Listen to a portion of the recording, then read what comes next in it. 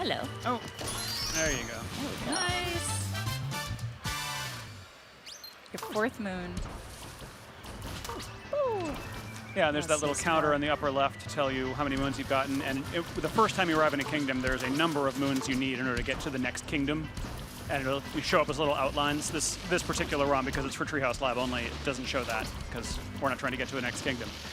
But No, we're Yeah, it going to helps you show keep little bits and pieces here, but there's certainly a lot more going on in these kingdoms that we've got here. yeah. And the beautiful reflection texture on these girders, too. Oh, Steam right. gardeners look after their place. They keep They it really very do. tidy. They're hard workers. All right, so I got some more coins there. And here, I'm actually going to pop this up to the top and try to It's coming for you. pop over this guy. Come here. Come on. Come over this way. There we go. I'll lure you away. And now You going for your pacifist run, Sam? Here we go. Oh, I don't want to hurt these little guys. They're too precious. They just want to do their thing. Maybe have some sun and some fertilizer. All right, so we've got some coins up here. Certainly don't want to miss those. And we're getting very close to our objective, so this is the next spot. And these little checkpoint flags mean you can warp there in the future, which is I'll actually let my little buddy super handy when you're going rest here. back later for completion goals and such. So he's dizzy, and just looking back, so it's worth it, I think, as you're progressing through these kingdoms, every once in a while to stop and take a look backwards, because you're going to see some things that you maybe didn't notice, didn't realize were there. So there, for example, I've got some regional coins that I didn't hit on this run, but looking at them from this direction, I can see, oh, there's something there. There's some other interesting stuff going on in that corner, too, so it's certainly worthwhile, you know, backtracking Yeah. and taking another look at spaces, and there's a whole bunch of stuff over here. Sure, that I did especially not when get a you're a chance to hit. completionist and you want to get every single moon and every single item that's the world Yeah. has to offer. Oh, yeah, and this game will keep a completionist busy for a good long Oh, while. yeah. There's so much stuff to find here. Oh, so here we go. That little Pronopon actually made the mistake of chomping onto that rock I threw over. Oh, But I will leave him to rest now. All right, I'm ready. Boom! Nicely done. I'm gonna clear out some more of this because I want to make sure if there's any goodies under here, any hidden coins. I want to find these, and there we go. That cap spin is really handy in that spot. yeah. That looks And- really good too when you execute it. Yeah, the cap spin's a great move for clearing territory around you. If you've got a lot of enemies nearby, or maybe you have, like in this case, a lot of this toxic liquid nearby as well. It gives you a really good kind of circle of protection around you. And it can be actually helpful for some boss fights as well, just to give yourself a little bit of a perimeter of safety. Your turn, buddy. I'm sorry. You gotta go. And here, Oh, it's a big we've one. got an impressive big piranha plant going on. And take a look closer up here. I might actually see. Oh, And there's the Oh, brutal you're getting ship. close to them. they're friends. The HMS Brutal. Beautiful, beautiful wedding planners. They live All up right. to their name.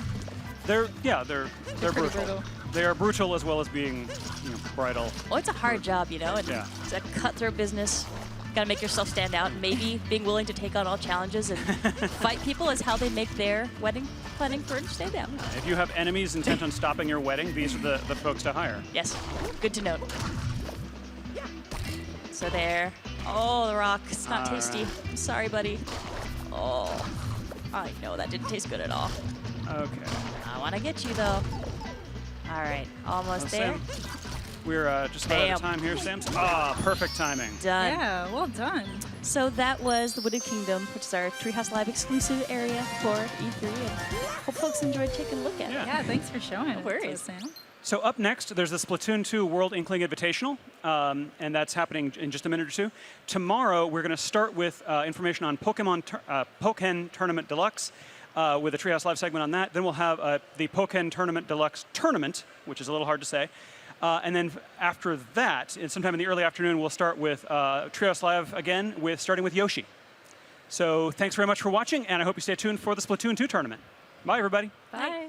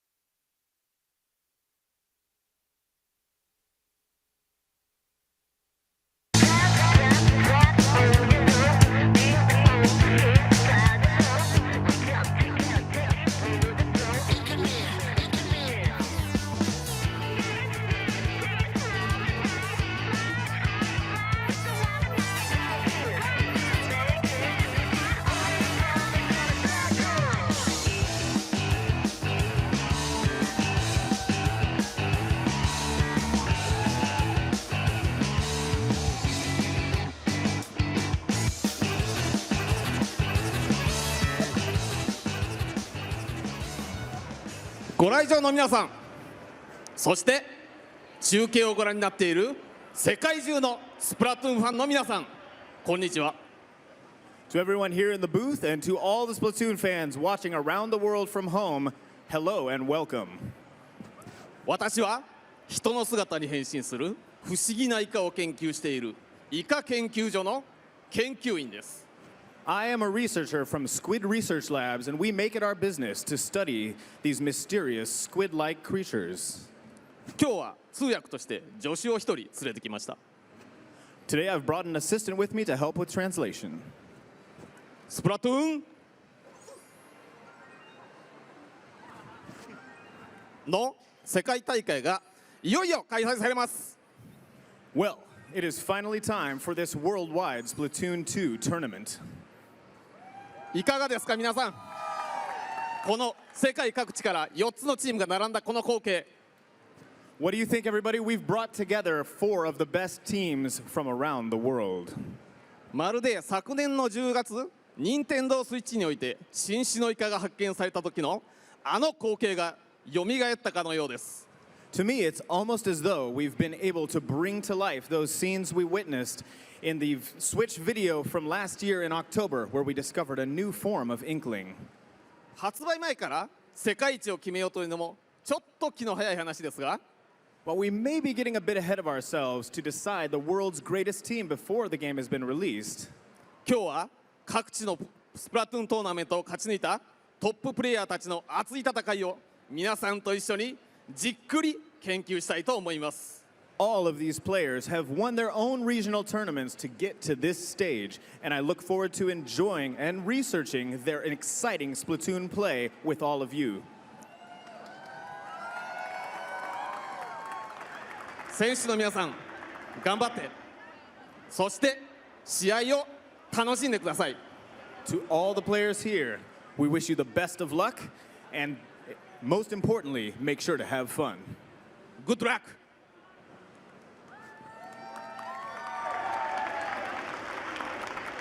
Since release in 2015, Splatoon has become an international phenomenon. Teams have battled, they've splatted, and they've made it rain. The best squid squads have fought their way to the top, and now that the ink has settled, the turf has been won, 4 teams are left swimming. Team Dynamo, Rising Moon, Blue-Ringed Octolings, and Team Deadbeat.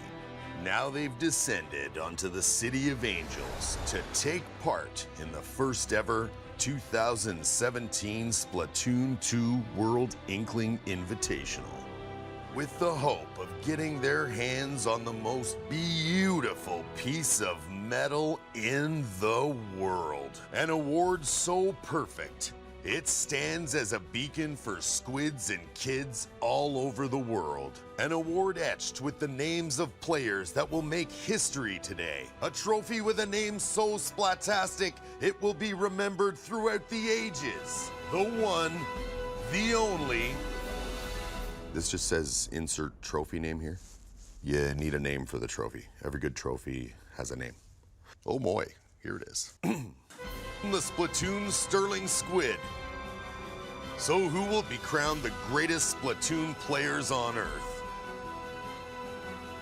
Get ready to splat!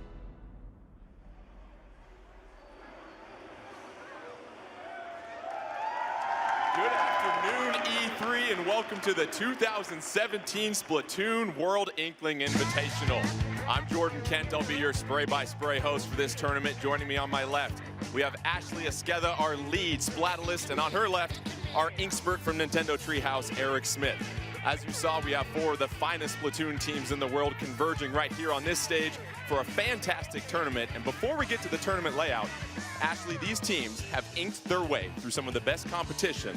Share a little bit with us as far as their journey to get here. They have all come a long way to get here. Dynamo in Japan beat out over 700 teams collectively at the Koshien, Splatoon Koshien, and then Deadbeat, U.S. Inkling Open champions, only dropped 1 match, which was amazing. Blue-Ringed Octolings ended up winning the 2017 Australia-New Zealand Splatoon Cup. And then Europe, Rising Moon, coming, not only beating everyone in their home country of France, but also all of Europe in the ESL Go for Splatoon Europe Grand Final. Very impressive resumes for all of our teams. And Eric, why don't you share with the folks how things are going to get started with this tournament today? Sure thing. We're going to start with a round robin where each team will play each other once. We'll then move to the elimination phase, where we'll have some best-of-5 series, and then the grand finals, which will be a best-of-7. You mentioned that best-of-5 and then the best-of-7 in the grand finals. You'll get a chance to see a variety of game modes and maps on display in this tournament build. And it's very exciting to see what these teams can do. They've had a chance to familiarize themselves with the game. And one thing that we see from these teams here, Eric, is just their ability to communicate so well. Share with us how these teams will be communicating today, and then of course when we get our hands on our copies a little bit later, how we can communicate with each other. But of course, so these teams today are wearing the same sort of headsets you see like on other sort of competitive video game competitions. But when the game comes out, players will actually be able to voice chat with each other via an app that you download.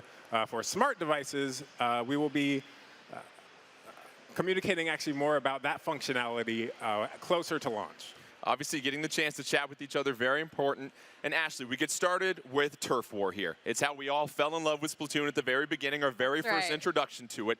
But however, these players are a little bit better than you and I. A little bit, yeah. When they get to Turf War, what are some of the things they're keeping in mind as far as the beginning and then especially the end of each match? Well, obviously, the name of the game is ink. So Turf War is all about putting ink on the ground. It's not necessarily about splatting your opponent. It's about having the most ink at the end of the round. So you're going to see these players play at a very high level. There's going to be a lot of mobility. It's going to go really fast. They are moving so quick. They're getting behind. You're going to see flanking. You're going to see lane kind of management. It's going to be great. You're going to see all of the teams kind of work towards coming into a center location on the map and really fighting for that real key piece of territory. Eric, last minute of each match, we've talked to every team. They've talked about how it's so important to make sure you don't get splatted because that's how the tide can turn in any match. Absolutely. If you get splatted in the last minute, you're taking yourself out of the equation and you're outnumbered. The enemy team is able to ink way more than you are at that point, so you got to stay alive. Well, we've talked about 4 of the finest teams here. Let's take a closer look at one of them. Our team representing Europe, here's a look at Rising Moon.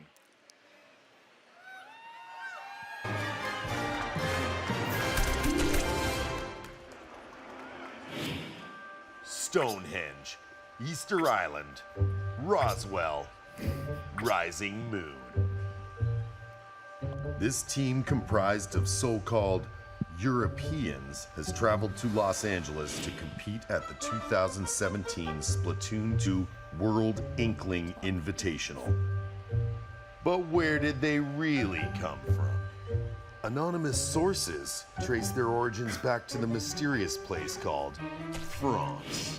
These alleged shapeshifters have adopted the guise of a polite demeanor, yet beneath that facade lurks some of the most intense, cryptic, and enigmatic gamers looking to dominate the competition and the competition's children.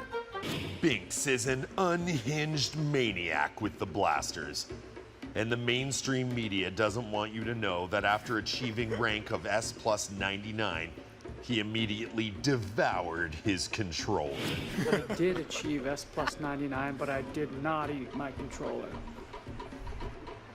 Why would anyone do that? The real question is, why wouldn't anyone ever not do that? Cebu, Cebu, Boy. It's Cebu. If I'm not mistaken, that's an ancient Mayan word meaning government covert government operative. I don't think that's actually true. How much are they paying you to say that? Nobody's paying me. How much? The one known as Cebu supposedly once annihilated 7 Inklings in 20 seconds. Then there is the one that message boards have dubbed Inky. This one has a reputation for lording over his minions in tower control. You know, I'm just here to have fun. If we win, we win. If we lose, we lose. And if you're exposed as an Inkling race looking to achieve global Splatoon domination, Then we win? At least 12.5 anonymous message boards have designated Desai as a Charger fanatic who has played over 3,400 hours of Splatoon. We're just here to have a good time and play Splatoon. We just love the game. And you have an insatiable thirst for the ink of your enemies? No, we'll just play them and hope we win. It might look like Rising Moon is just an ordinary team who simply loves to play Splatoon. But they won't pull the wool over my eyes. Wait, did you see that? Did you see his eyes? Come back here. I knew it.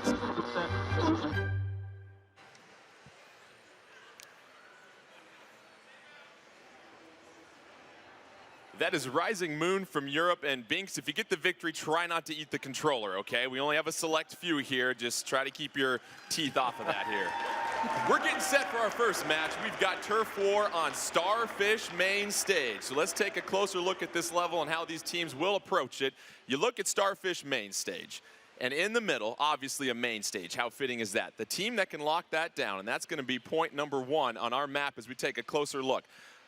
When these two teams get started, they're going to want to work their way to the middle of the stage here, Ashley. And Ashley, once you get to that middle of the stage, it's important to get a push into the enemy territory as well, too. Indeed, you want to cut off any lane that your enemy is going to be able to come at you from. The main stage is really interesting because it is a little bit raised, so you're getting a really nice advantage from which to splat your opponents. Yeah, there are a couple of side entrances to that main stage where if you're on it, you have to watch those or someone could sneak up behind you too, though. And it's also interesting because there are a couple points in the main stage where if players are maneuverable, they can get to some perches and get some leverage and really try to flank the opposition, Ashley. Yeah, this is going to be a key strategy on main stage. You're going to want to get up high, especially the Charger players for each of these teams. If they're running a Charger, you want to get that sniper up to the highest nest you can possibly find, even if it's the smallest sliver of inkable space, and have them start taking out their opponents. And Ashley, we were talking with Dynamo before things got started, and they said it's very important for each player to have a specific role. So that means you're sometimes going to see different weapons from different characters, not everybody rolling out with the same weapon. Yeah, you definitely want, we call it, if you're not familiar with competitive gaming, we call it a meta. So you want to have a really good balance. Some weapons don't perform as well long range, but you would see a Charger kind of take on somebody with a roller. So it looks like we are getting started. We're going for it. We are getting started. Our very first match, Starfish, main stage, Dynamo gonna be in the pink. Meanwhile, Rising Moon in the yellow. Rising Moon, they're gonna go with the heavy splatling, a slosher, an octobrush, and a dynamo roller. Meanwhile, Dynamo, they've got a Charger, a splattershot, throw, a slosher, and a roller. Early splat right there by Dynamo as they get the initial 4-3 advantage on the field. 2:30 left in this one, and already, actually, we see Dynamo going towards the middle of the map. Yeah, Dynamo and we've got Kakashino and Dynamon getting taken out right there on the main stage. Binks is still up with a slosher, going crazy up there, trying to establish kind of positioning, and Muscular is coming up and going to try to support here with a roller. Both teams fighting hard for that main stage right now. Nobody's really wrestled control of that. However, we start to see Rising Moon with the majority of the ink in the middle of this map. They're going to look to try to make a push into Dynamo territory here, Ashley. Yeah, it's really interesting that you can see some of Rising Moon haven't quite filled out their area yet in terms of ink, and we're going to hopefully see them do that. What's going on over here? Dynamon with the absolutely terrific splat on Cebu in mid-air. That's going to be critical. It's now a 4-3 advantage on the field for Dynamo. And the splat, however, it takes one roller to splat another roller as both teams still haven't seized control of the middle area here, Ashley. Yeah, it's I think one of the most dangerous things in Splatoon 2 is going to be that vertical splash from that roller. That makes people like Dynamo very dangerous. Kakashino getting splatted by Cebu's that very impressive right there. Meanwhile, we see a Stingray being deployed. Cebu with that octobrush, trying to get some work done in the middle. Meanwhile, Dynamo controlling the middle of this map still. Nobody able to make that initial push quite yet. However, we see Cebu getting splatted once again by Dynamon. Yeah, Dynamon is really dangerous. I mean, that's his name, Dynamon.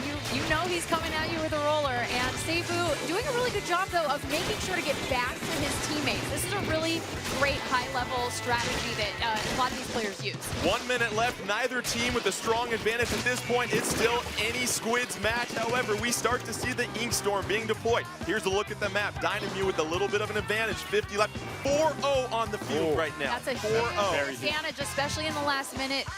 Oh man, Dynamo's going to be able to get a lot of ink on the ground. 4-0 advantage, you got to be like salt and pepper and push it, baby. Meanwhile, 36 seconds left, 4-3 on the field for Dynamute, and they're starting to get into the Rising Moon territory as we see some tenta missiles from Kakashino being deployed.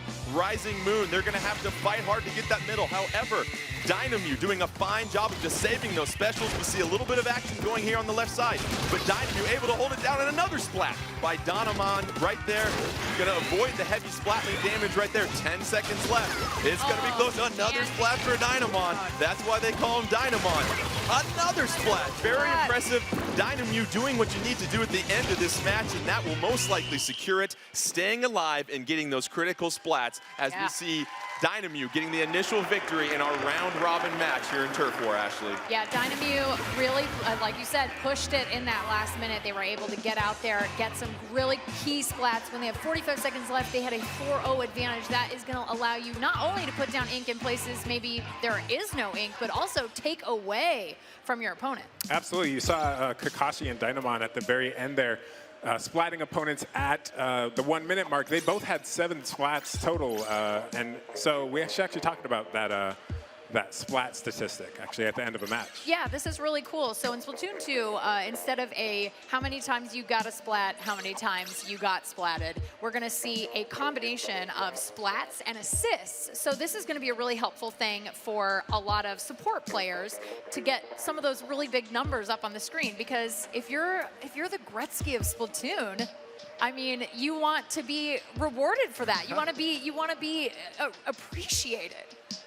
We saw midway through this match, nobody really had the advantage. It wasn't until about the 1 minute mark that Dynamute was able to get that initial hold, and it was all on that 4-0 advantage that they used right there, Eric. By the way, terrific job on the camera. We Thank you very much. Eric made sure that we get a great view of the field right there. But looking back at this match and some of these critical moments as we look at our instant replay, Dynamon going to be able to use that roller down below, going to avoid the Stingray, get the splat, and then yes, a 2-on-1, that's always going to work out well for the team with more Squids on the field at that point, Ashley. Absolutely, and Dynamon so good at being able to jump out of hiding and use that vertical splash to just wreck people, and it's really fantastic how he's just out there just popping out from behind a corner. I mean, I know if I ever saw Dynamon out in Inkopolis, I would not want to be on the receiving end of that roller. You want to be friends with him. Yeah, that's right. That's right. You want to befriend Dynamon. Let's take an early look at our standings as we just got done with our first match in round robin play. You see Dynamute at the top with 1 victory. Meanwhile, Rising Moon 0-1. It's okay. We still love you. You got plenty of matches to play still to get some more victories. And so many new mechanics in this game here, Eric, and it's interesting to see with these players. One interesting thing that we oftentimes see in the meta, that word that you threw out there, Ashley, was a lot of teams were going with that quick respawn stealth jump. That's not an option this time around, so it's interesting to see how these teams might adjust to that. Yeah, a lot of players were using those that combination of those abilities, because you were able to, even if you got splatted, you weren't punished so much.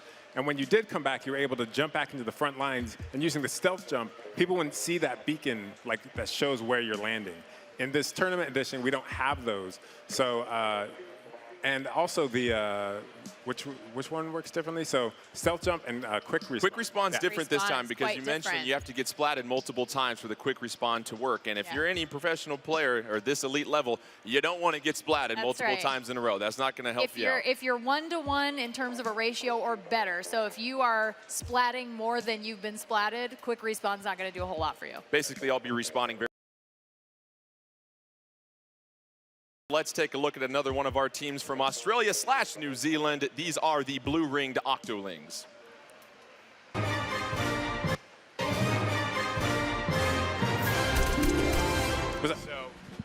The blue-ringed Octolings, native to the land down under, are better known as Bro, are actually only represented by one Bro, an all-near female team that are massive fans of Nintendo. Bro, the winners of the 2017 AUNZ Splatoon Cup, have now found themselves out of their natural element. Latias is super splatastic with the charger. After getting her first Splatoon tournament win, Latias is aggressively hunting for that next taste of victory. Give me more charges! Bicky Bird splats with the Octobrush and has been a Nintendo fan for as long as she can remember. If I could be any Nintendo character, I'd probably be Villager from Animal Crossing. Maddie Kuma is the wild card who likes variety. She doesn't subscribe to one particular weapon, but one thing is certain. She has Nintendo in her blood. My first video game was Duck Hunt. I have almost every amiibo, and my cat is named Yoshi. Yoshi? Yoshi. I like you. Yoshi. Yeah, Yoshi. Sponge Bev is a shooter through and through, and he's got an important message to all of the Splatoon players out there. I've never been so ready for something in my entire life. Watch out! Very insightful. Will these competitors from the Outback do a kangaroo leap into the finals, and will they be able to outsplat the much more experienced teams?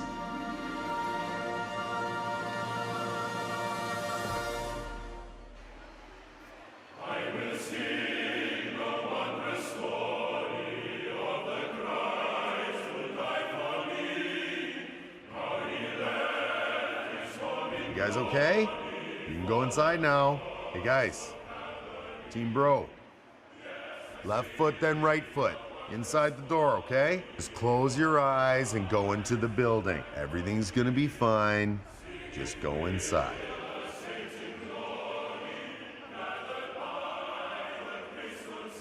Well, I'm going inside. As the blue-ringed Octoling strives to survive outside of its natural environment, the world waits. Also, the blue-ringed Octolings do have a team mom here with them, so expect them to get orange wedges in between matches. And I wouldn't go against any team with a team mom. We're getting set for our very next turf war. It's going to be on the reef, and let's take a closer look at this reef level. It's going to be one of the new ones in this game, of course, and pretty simple when you get to turf war. Essentially, you want to make sure that there's going to be an overpass area at spot number 1. Both teams can either attack from up top, Ashley, or go underneath the overpass to get an angle on the opposition. Yeah, that bridge is going to be a highly contested area. You definitely want to make sure that you are on that bridge and you are watching, because there are so many ways to get to the middle of this map. So, and also a lot of different areas to hide in this map and jump out. And as we have seen from these elite level players, they are really good at hiding and surprising their opponents. And Eric, we saw the Tenta missiles, a new special being deployed in that previous match, and it's one of those weapons that you can use to not only create some damage, but find out where the opposition is at too. Absolutely. The Tenta missiles has 2 phases. So the first one is a targeting phase. You actually click the button, and a big reticle comes up, and you can see through walls to see exactly where enemies are and how many ever enemies you target. So you can target the entire enemy team. And then when you pull that trigger, it shoots out 4 missiles per enemy and splats them. Let's get set for our second match in Turf War. We've got Australia/New Zealand. The blue-ringed Octolings taking on Deadbeat of USA. Blue-ringed Octolings going to be in the purple ink. Meanwhile, Deadbeat in that turquoise ink. Let's get things started. Deadbeat going to go with a roller, slosher, splatter shot, and the heavy splatling. Meanwhile, blue-ringed Octolings, a couple of splatter shots, an Octobrush, and a charger. Initial action in this one, Ashley. Really? Looks like Deadbeat making a push for the top of that overpass. I gotta say, really surprised Power not picking up a charger. He was so dominant with that inside at the US Inkling Open. We're already seeing some splats happening. Deadbeat taking one player down really quickly. But yes, it is a fight for that bridge. It is the place to be if you're on the reef. Maddie Kuma putting in some work, and the blue-ringed Octolings with a 4-3 advantage as they take advantage of that overpass. A lot of purple ink on the field at this point, but plenty of time. Double splash. Still, for the blue-ringed Octolings, we see Sponge Bev climbing up, and Ashley, this is another thing we see from the players. Their ability to maneuver and get to these high perches that are very difficult to get to, but they can have a vantage point. Absolutely. In Turf War, inking a vertical surface isn't going to give you extra percentage, but it really helps your team get to places they need to be able to see your opponents and take them out. Power with the heavy splatling, trying to keep some distance and zone out. The blue-ringed Octolings 4-1 advantage for Deadbeat, though. Here's their opportunity. Don't forget, you can look at the top of your screen and any one of those squids that's flashing. That means they've got a special charge up ready to go. 4 things are even once again on the field. A lot of purple, though, as the blue-ringed Octolings getting a bit of a push on Deadbeat. Deadbeat on their heels a little bit here, Ashley. Yeah, I'm really surprised to see this, but you know what? Sometimes if you can make those pushes, if you can get those splats and take out some key people, you're going to be able to have a great advantage in putting down a lot of ink while someone else is waiting to respawn. 4-3 advantage, blue-ringed Octolings with about 1:12 left. It's starting to look pretty even. Slight advantage for blue-ringed Octolings. And Latius with an unbelievable splat on Wit. So impressive. Just the dexterity and aim of Latius right there, Ashley. Very, very good play. I mean, these Charger players, one of the things I love about Chargers in Splatoon 2 is you're actually able to drop down into the ink, save that charge up, pop out really quickly, and make that shot. I mean, we've seen some people jump out of the ink, go airborne, and make those perfect splats. You can't sleep on Deadbeat, though, as Hexen getting a major splat at the top of that overpass, and they're starting to get a bit of a push with a 4-2 advantage briefly over blue-ringed Octolings, but blue-ringed Octolings respond right here with another splat. Here comes a splashdown on Wit. A dunk in your face right there by SpongeBev. 30 seconds left. 2-2 on the field. Anybody's match at this point. We're starting to see a little bit more turquoise take over for Deadbeat, though. SpongeBev trying to distance himself real quickly, Ashley. What does SpongeBev need to do to help out blue-ringed Octolings at this moment? Definitely get out there, take a friend, take a teammate, be together, and you've got to win those one-on-ones. So here they are right here fighting against Tim. Deadbeat trying to close things out right here. There We it have is. another splat. It's 4-1. Blue-ringed Octolings, they have time for one more final push. Did they get enough? Oh. That's close. This is going to That be is close. This is in Judd's pause right here. Let's see what happens. Our final score. I can't tell you from my vantage point. No. Let's see here. Quiet. And the victory for the blue-ringed Octolings, 44.7. They get the initial victory over Deadbeat. And Ashley, it was the final 6 seconds that we saw of blue-ringed Octolings Really taking that was. 4-1 advantage to overcome Deadbeat in that critical part. If you take out somebody on the opposite team in the last 20 seconds of the game, if you take out 2, that is enough to swing a match. And I can speak for myself and all the hours I've played Splatoon. I'm sure a lot of you guys out there feel the same way. You've been in a match, you feel really good, and then all of a sudden 2 people on your team go down, and then it's over. All of a sudden, everything changes. Yeah, everything changes. And if you think about it, let's say you ink 5% of the map, but if you're also covering the enemy's 5%, that's essentially a 10% difference. So it can really swing a big amount in that last 30 seconds. Yeah. Let's not slow down this hype train. Let's get set for another matchup. This time it's going to be Japan and Dynamue versus USA and Deadbeat. And we saw Deadbeat. They lose to blue-ringed Octolings, but they get a chance to bounce back at this point. And you look at what Dynamue was able to do in their first match. What's something that Deadbeat might try to do differently this time around? I mean, I feel like they got to just put a charger in Power's hands, right? I mean, that was what got them here. But the charger is so different in Splatoon 2. It doesn't feel the same. It's a little bit different. It's definitely it's changed. It's changed. I wouldn't say it's totally different, but I mean, yeah, you can store your charge now. So before in the first Splatoon, you'd have to sit up kind of on a perch, fully charge your shot, and then let it go. And you couldn't hide in the ink if somebody was coming after you. Yes, but now you can charge your shot, hide in the ink, pop back up somewhere else while still retaining And that have a charge. full charge yes, ready to immediately blast them. And that's a huge, huge advantage for anybody looking to play a charger in Splatoon 2. Right. Well, we also talk about those specials, and we have a contingent from Ink TV that just went berserk when we saw that splashdown. And that special right there, when you look at it, Eric, it's one of those specials that if you can time it perfectly, it can create a huge swing of momentum in the match, and it also just looks so freaking awesome. It looks awesome. It really because awesome. when you activate it, people scatter because they're scared. They're like, okay, this explosion's about to happen. I'm getting out of here. But you also can actually execute it while you're in the middle of a super jump.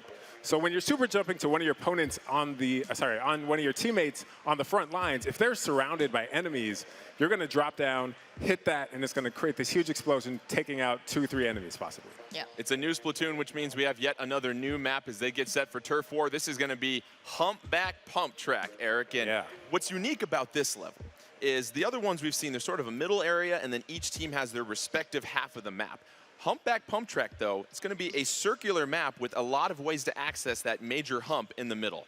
Right, that major hump is very important to hold down because it gives you such good sight of the entire 360 map.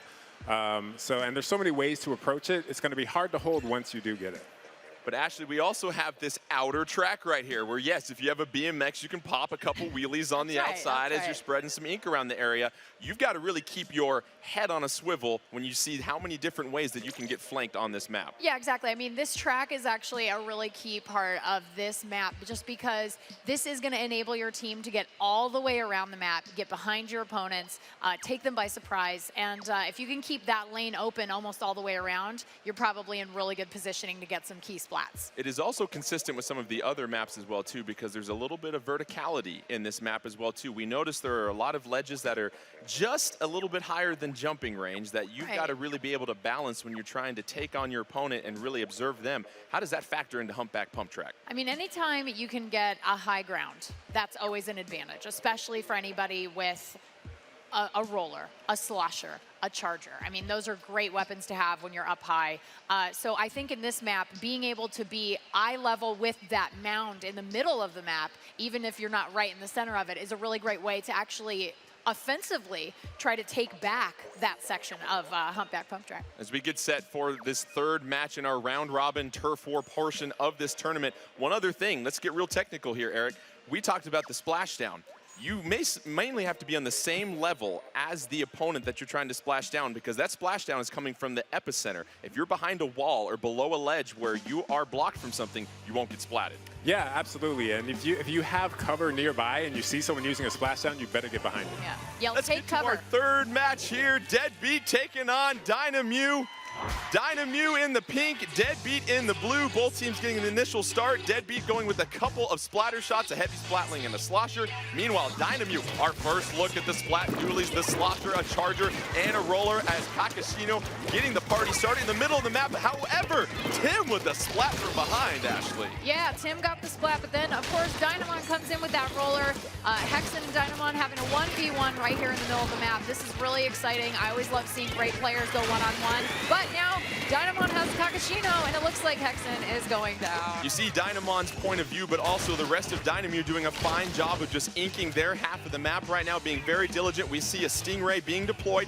2 specials on the field for Dynamew as they have the 4-2 advantage over Deadbeat at this point. Kakashino with that slosher, trying to get things pink all over the place, and then here come the Tentamissiles. Here come the Tentamissiles. I mean, you're going to see Kakashino put down immense amounts of ink with that slosher. He's going to have those Tentamissiles a lot in every single game. Kakashino getting the splat on Wit just there. Meanwhile, Power on the outside BMX track of Humpback Pump Track. However, a splat for splat right there as we have a 3-2 advantage for Dynamew on the map. 140 left in this one. It's still pretty even. However, Dynamew controlling most of the middle hump here, Ash. Yeah, Dynamew kind of doing a really good job here, but Hexen, you can see, kind of taking that lower map for US for Deadbeat, and now Kakashino bringing on that slosher, and it's a splat for splat, just the same. Wit unleashing some Tentamissiles right there, going to try to advance with that slosher, just being slow and careful and making sure, just covering the area with ink, and you always want to make sure that you've got a place to move and a place to get out to before you advance further. That's a really good point. I mean, one of the best things you can do for your teammates is, and yourself, give yourself an exit lane, because a lot of these players, I mean, if you're getting splatted, you're out of the game for a second, and what you've got to do is you've got to get away, take a minute, and get a teammate back to you. And so if you're by yourself, a good idea is to find those exit lanes. 4-2 advantage, Dynamew. They've got 3 specials. They just unleashed the Tentamissiles right there. And Ashley, this is a chance for Dynamew to make a decisive push in this match. It looks like they are making a decisive push. There's some really good one-on-ones happening right now. I mean, it is looking really close, though, and anything can happen in these last 45 seconds. 45 seconds, 2-2 on the field, 1 special for each team. Dynamew going to have another squid join the party at this point. It's 3-2 Dynamew at this point. 37 seconds left. You see the map. Dynamew holding down the middle part. Deadbeat going to have to make a push here, Ashley, and stay alive. That's the critical part. Absolutely. Getting splatted at this point would be a huge deficit for them. They definitely don't. And Wakaroon takes out Tim. It's, oh no, they're down 1 player, but they can still make this happen. They've got 15 seconds left. 4-2 on the field right now for Deadbeat. You've got 13 seconds to make a push, trying to put some pressure on Dynamew. It's 4-2. They've got 3 specials waiting in the clip. 5 seconds left. Expect to see those specials have a bonanza the final 3 seconds. Deadbeat, did they get the push? Oh, this is close. Let's leave it up to Judd once again. Unbelievable finish, however. Oh my gosh. What's Jed got to say? It's gonna be Dynamute, the 51.9 to 42.9 victory, and once again, a match that comes down to the final drop of ink for Deadbeat. However, they don't end up on the victorious side once again, and you look at Dynamute really dominating this match for the majority of the time. It was just too little ink, too late for Deadbeat. Yeah, I'm actually, if you looked at the card, Dynamon, no specials unleashed, but also 5 splats and assists.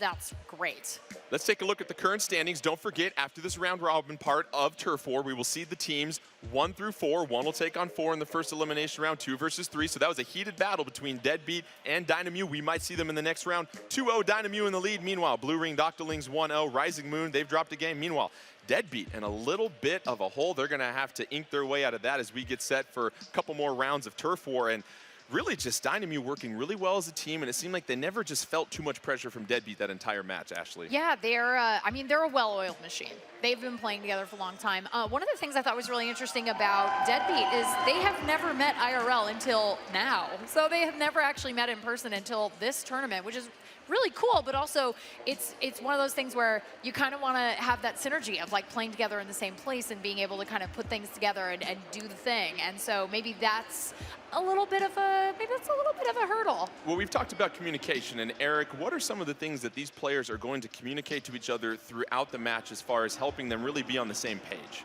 Yeah, so these players are talking about where they are. They're talking about where they see opponents. They're talking, tactics. We need to take and hold this position in order to spread our ink, most effectively. So they're constantly thinking, constantly communicating. And you really look at what Deadbeat was able to do last game, late in the round. They had those 3 specials, but they just needed a little bit more time. So you wonder if Deadbeat maybe might 5 more seconds. 5 more seconds. They might go back to the drawing board and rethink some things for sure. We're going to get set for our 4th matchup right now. We've got the Blue Ring Doctorlings from Australia / New Zealand taking on Rising Moon representing Europe. And we've got yet another new map to highlight. We're going to have Muscle Forge Fitness this time. And when you look at this map here, Ashley, it's really about what we call that rock climbing pyramid in the middle of this map. And when you highlight that, it's really interesting to see how teams can sometimes live up there, but then if you fall down from that pyramid, there are some narrow channels. Yeah, you can make things happen. If you don't take over the pyramid, that's okay. You can still work all of the different little side areas. You can try to cross the great into enemy territory and kind of cut off those avenues. You're going to see a lot of bombs going up over into the enemy area.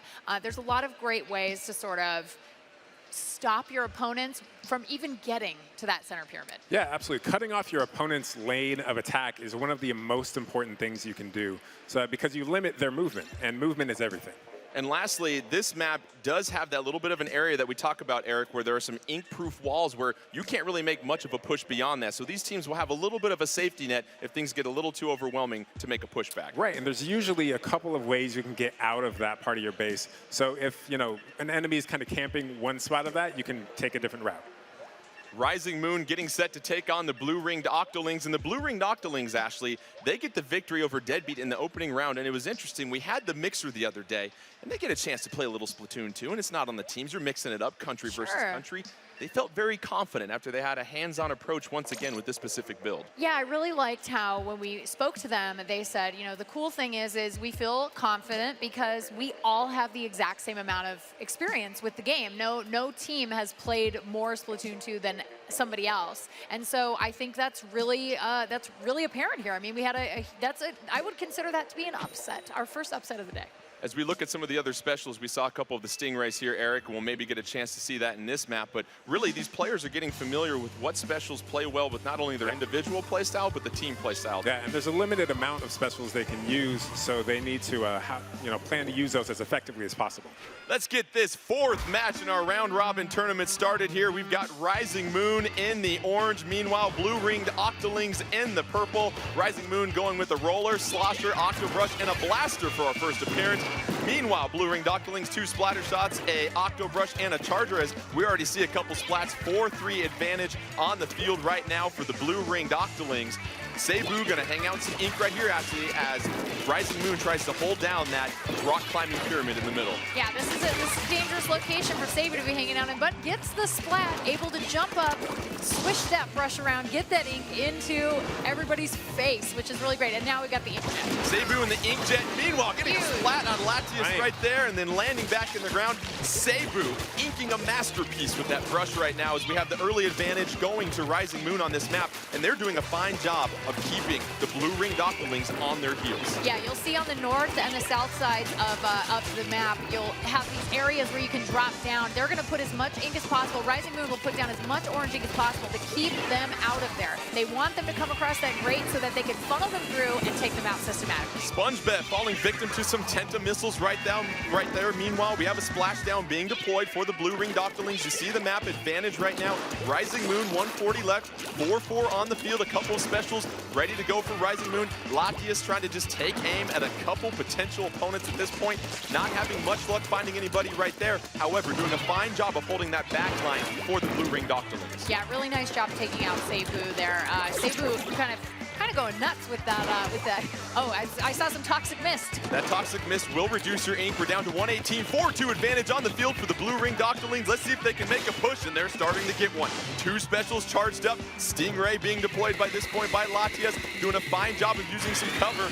4-4 still, neither team wanting to give up some ground. However, blue ring Doctorlings, they've got Rising Moon pushed back a little bit as it's now 4-1 on the field. This is kind of a change of pace here. About a minute ago, we had a completely different map. Now it's covered in purple. We're seeing blue ring Doctorlings really make this last push in the last minute of this match. There's the first Pachink of the match. I love to hear that as SpongeBob gets a splat right there. Meanwhile, Andy gonna try to keep SpongeBob at bay with that suction bomb. No luck there. 4-4 on the map, 30 seconds left, and really it seems like it's going to be the team that holds the top for the final of this match that's going to win this one here. That pyramid is so key. SpongeBob going down. They are at a deficit. Let's see if Rising Moon can make things happen right now in the last 20 seconds. Two critical splats. Oh, Doctorlings, however, Rising Moon coming back, and the moon is rising right now with 17 seconds left. You've got two specials charged for Rising Moon. They've got the blue ring Doctorlings on their tentacles pushed back. Meanwhile, Vicky Bird trying to get some desperate ink along that side of the rock climbing pyramid. Is it going to be enough? I don't know. I see a lot of orange on this map. of orange ink down there. And it might be another potentially close match. Let's see what Judd has to say on this one. We really saw Rising Moon turn the tide late in this match. And our final result, that victory is going to go to Rising Moon, 46.7 to 43.8%. And really, we talk about how important it is actually to stay alive. And it was Rising Moon writing that critical 4-2 advantage late in the match to make the push of momentum right there. Yeah, that last 30 seconds is absolutely key. If you are able to convert and get those splats, keep yourself from being splatted, get out of the heat when you're in the kitchen and be like, hey, I gotta wait a second before I do this last push because I'm alone and I don't want to get surrounded or splatted. You wait for your teammate to jump and then you go. Eric, we've got a couple of replays we'll take a quick look at here. That was a very intense match, real back and forth. That's what you expect when you get teams of this caliber. Here's Cebu hiding down on that lower level, able to pop up out of the ink and use that octo brush to get the splat. And then once again, you see SpongeBob down below. Cebu gonna use that ink jet. And what's the best part about that ink jet in order to get some splats there, Eric? So that ink jet allows you to get to places you actually wouldn't be able to. So kind of over walls that you can't climb because they're ink proof. You saw there with Cebu, actually Cebu went around and splatted because able to flank using that ink jet. The danger with the ink jet is that once the time is up, you actually go back to the spot you initially popped it from. And everyone knows that because there's a little beacon there.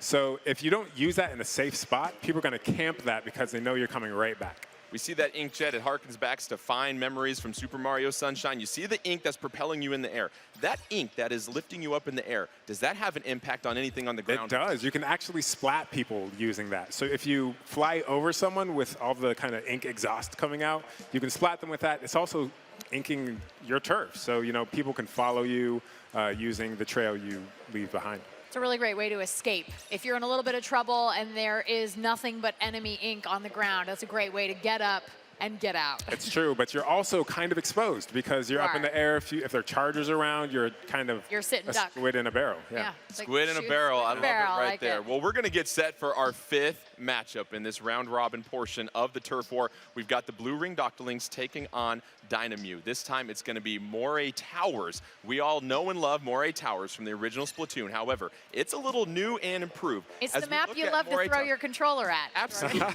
So spot number 1, you've got that sort of lower level quad right there where a lot of the action can funnel to. However, there are rails, Ashley, and Ashley, as I draw these rails, why don't you tell the folks what players can do to use with these rails to access some more mobility? I'm very excited about ink rails in Moray Towers specifically. So these players are going to be able to ink a rail, it will turn their team's color, and then they can ride in that rail to places they wouldn't otherwise. Take them much longer to get to. Right, yeah, and especially because it's essentially an inked turf. Because if you haven't inked the turf, you're going to have to then ink it and then go. But if you pop the ink rail, you can just get on and ride it immediately. Other subtle changes we noticed, when you're in that quad area, Eric, there's a little bit of a half pipe that leads to this long vertical wall. We've been known in Splatoon to see a lot of chargers sit on top of that wall. That wall has been shortened this time around, making it easier to get up to any chargers that might be perching there. Yeah, before, if you held that position, you had a great oversight of the entire bottom level there.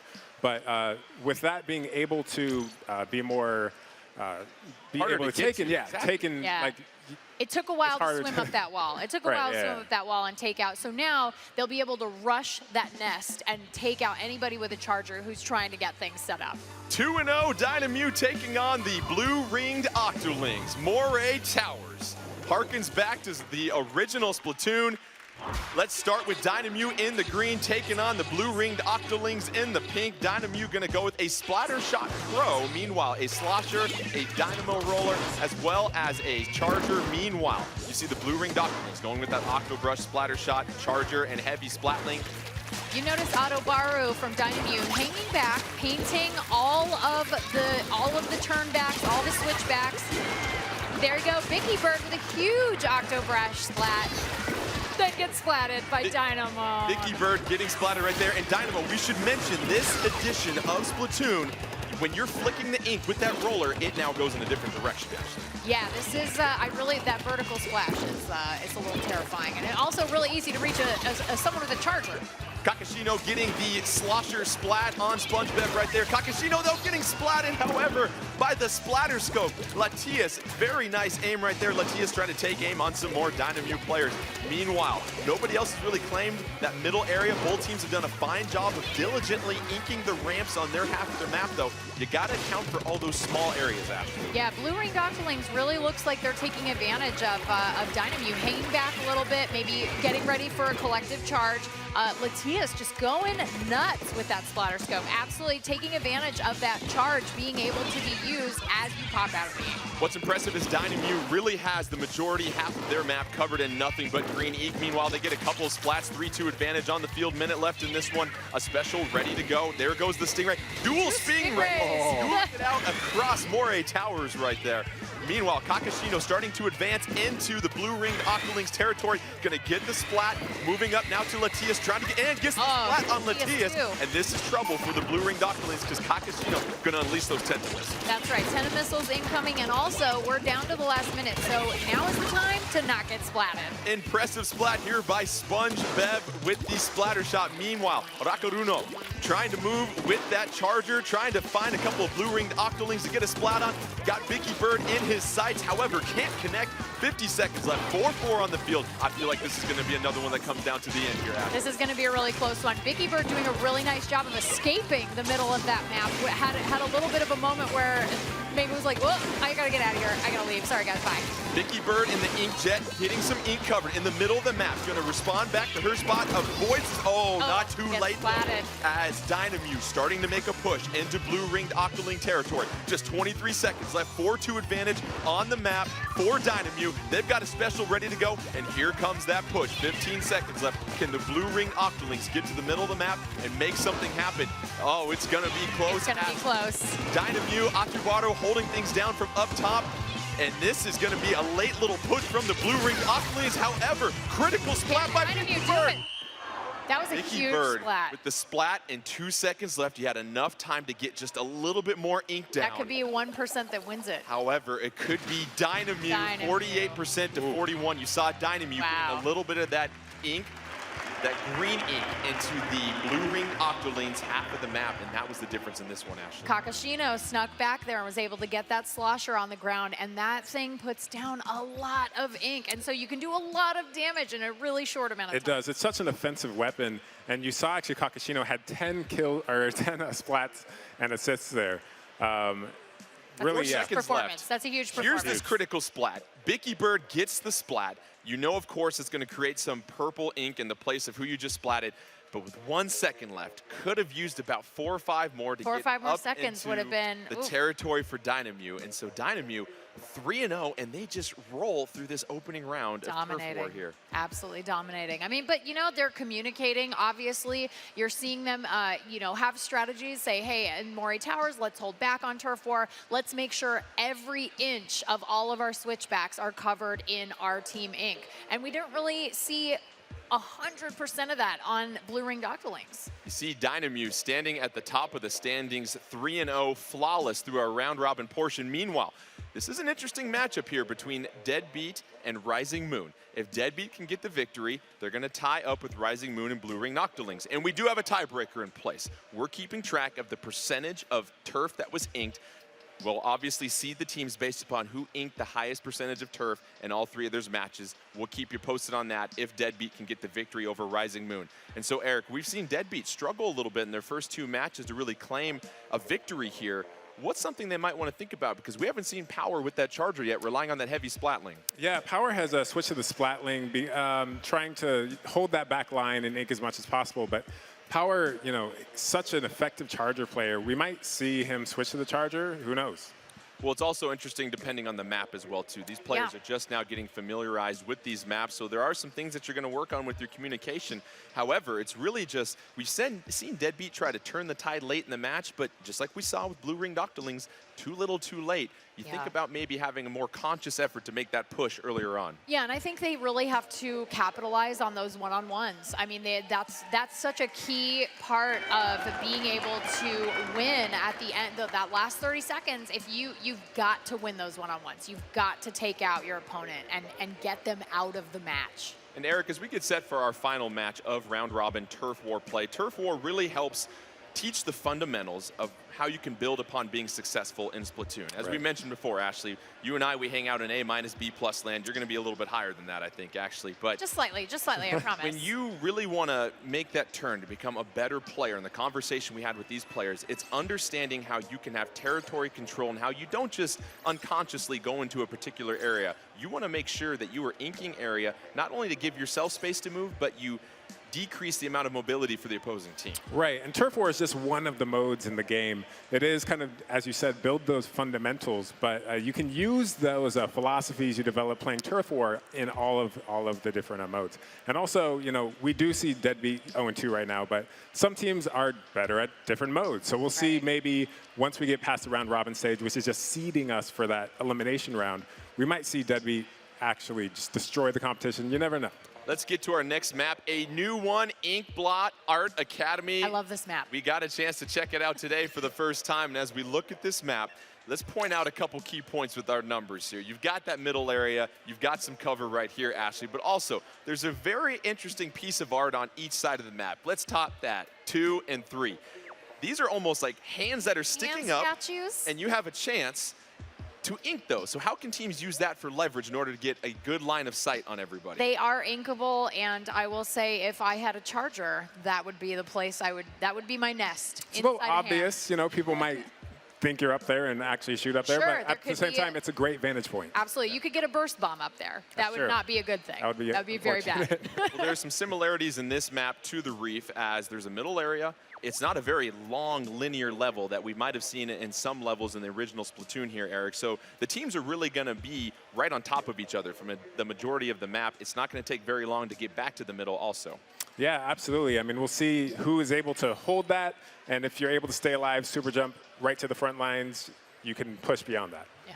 Let's get set for our final match in round robin play of Turf War. Deadbeat looking for that first victory as they take on Rising Moon. Deadbeat gonna be in the yellow, Rising Moon gonna be in the blue, and let's take a look at the loadouts for both teams here. Rising Moon going with that Slosher, Octobrush, Roller, and Splatter Shot. Meanwhile, a pair of Splatter Shots, Heavy Splatling once again for Deadbeat, and a Slosher as Rising Moon the first to the middle here, Ashley. Yeah, I mean, they went right for it. They were not wasting any time at getting ink down on the ground, which might be detrimental to them. We'll have to see if that pays off. And right now we see Deadbeat, everyone's just sort of holding the same linear position, getting some ink covered, making sure nobody advances too far out without some support behind them as we get a vantage point of Tim, and it's a 4-3 advantage right now for Deadbeat. A couple specials ready to go, 3-2 on the field, early advantage with 2:25 left in this one, Ash. Yeah, you can see Deadbeat really making a push here because they have that player advantage. Hexen really just doing a lot of damage and taking out a lot of our Rising Moon players. Tim being very aware for Deadbeat, finding one of those lower areas that you can go and ink every single percentage. Very vital in Turf War. 4-3 advantage and a trio of specials ready to go for Deadbeat at any moment's notice. Yeah, I see some really interesting things happening down here with Seibu is taking a little bit of a sneak attack here, trying to take out Wit. Let's see if it works out. It does. He takes out Wit. That's great. And now we're seeing Power with that Splatling get taken out. The Heavy ink Splatling. jet with a huge blorb of ink to take out Power. Power drops down from that perch. However, Tim's going to avenge his teammate right here. That's right. As Tim Avenge goes the back splat. to the lower level, get some more ink down there. And we saw Power at the middle of that tower, in the middle of the level, a really important spot and vantage point for him. It is, but it's also really dangerous for him because that Heavy Splatling has a huge wind-up time. It takes a long time to get that thing to charge, but once it's ready, he is going to be very dangerous. Tim sees Seibu trying to undo his work that he worked so hard for. Going to try and get him. Here comes the splashdown, but no. Seibu getting the splat with the Octobrush while Tim was midair with the splashdown. Too late there. 1 minute left. 4-4 on the field. Right now, the advantage looks like it's going to Rising Moon as they're starting to make a bit of a push into Deadbeat territory. It's 2-2. Seibu in that inkjet. Seibu, gonna have to splat down though. He just took off, and that's the importance of having your exit lanes ready to go. Seibu is trying so hard to take out Hexen, and this is a great one-on-one, and I'm really curious to see this could be a key moment. 43 seconds left, 4-4 on the field right now. Seibu trying to escape some danger right now. Wit gonna try and flank him with the Slosher. Tim unable, gets the splat on Seibu. It's now 4-2 for Deadbeat. Here's where they've got to make that push we've talked about, Ashley. This is a huge advantage for Deadbeat. They're gonna push forward. They've got 2 specials ready to go. Tim is already pushing into enemy territory. Keep an eye on Andy at the bottom part of the map right here, trying to cover some important territory, trying to get the Slosh. He's gonna go one-on-one with Wit. Wit using some coverage. Andy with a critical splat against Wit, and that's gonna allow Andy to move out and cover some precious yellow territory. It's now 2-1, 3-1 on the field for Deadbeat. They've got 5 seconds left for a push. This might be enough. Tim a lot of yellow ink down into action, and let's see what the result here is. Did Deadbeat get enough done late in this match? It looks like we might have. What does Judd have to say? And yes, that's going to be a 50.5 victory over 32.8 for Deadbeat. That means our producers in the back are going to have to do some number crunching to figure out what's going to happen with this tie. But what we saw from Rising Moon, they did a great job of making sure whenever Deadbeat covered one of those lower areas, they rushed right in there to make sure that they covered it up, and it forced Deadbeat to really get away from what they were trying to do to go take care of the damage that Rising Moon was doing. Yeah, absolutely. And then we also saw them really make an effort to keep the north and south parts of the map in the center covered in yellow. So that way, if they were in trouble, if they have a teammate jumping in, they're able to have those exit lanes. They can come back and have that advantage of, oh, well, you haven't inked here. Sorry, Rising Moon. And Eric, how important is map recognition when you get to Turf War? Because a lot of times, so much of the action is sometimes concentrated in the middle of the maps. We saw those lower areas that you can't ignore, especially late in the match. Yeah, absolutely. I mean, certain players tend to gravitate to certain parts of the map. I mean, you have your little hiding spots that you love to go to. If you have a new map like Inkblot, you haven't established those yet. So you really need to figure those out before you can use the map to its most effective. So we talked about our producers doing some number crunching in the back, and as we said, it was the highest average percentage of ink covered throughout the 3 matches. In first place, obviously, we've got Dynamute. They're 3-0. Australia, USA, and Europe, all tied. How about these numbers here? Australia, New Zealand, 43.4%. Deadbeat, 43.4%. No. Wow. Rising Moon, How is 34.56. that So as we That see the is teams getting set for the first set of elimination matches, it'll be Dynamo taking on Rising Moon. Meanwhile, the Blue Ringed Octolings of Australia, New Zealand taking on Deadbeat as we advance to these best-of-5 modes. So we knew the competition was good here, Ashley. This is fierce competition. It is literally dead even. This is amazing and honestly really impressive by all of the teams to come out and have this really even match. There's nobody who's just getting swept. And we see that these teams, as we mentioned, trying to adjust to different types of strategies here, Eric.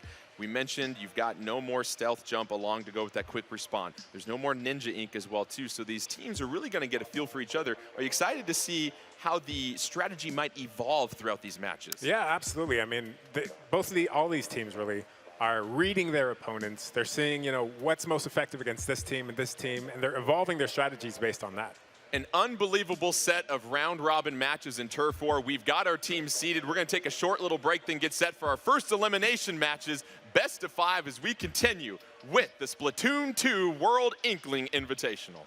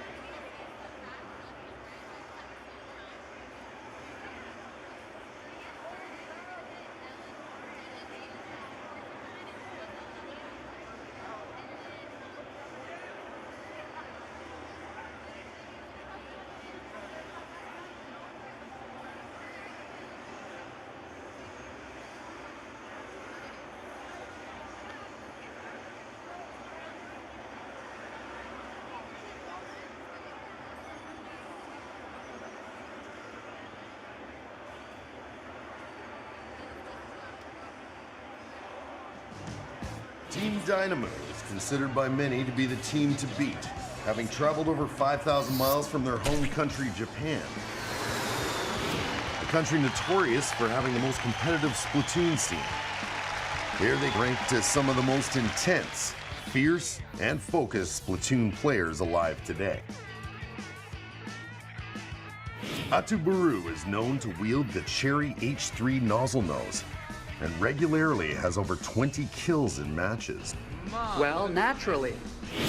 Wackaroon's go-to is the E-Leader 3K. Most importantly though, he once hit S+99 for over 2 hours straight.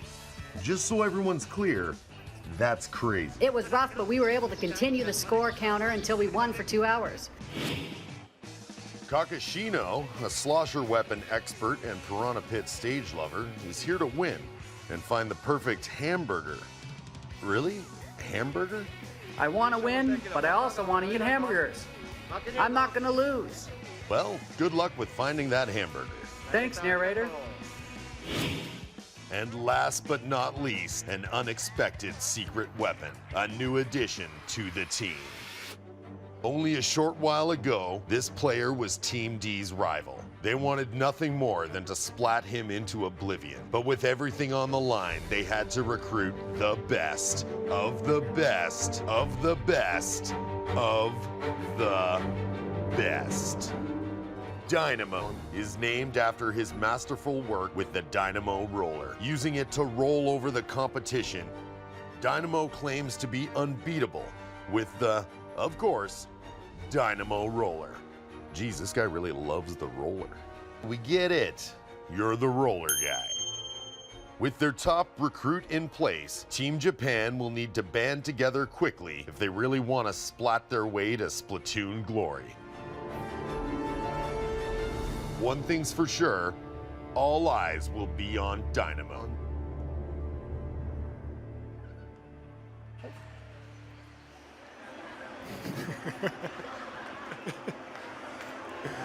Oh, what a look right there. And Dynamo, no coincidence that they have a player named Dynamon. How did that work together as far as the naming of this team? Yeah, the team was named after Dynamon because they were so impressed with his play, and now he plays on that team, which is really cool. It's like what a great small world. It's a really tight community of Splatoon players all around the world, and so I think it's really neat that sort of they started being inspired by his play, and now he's part of the team.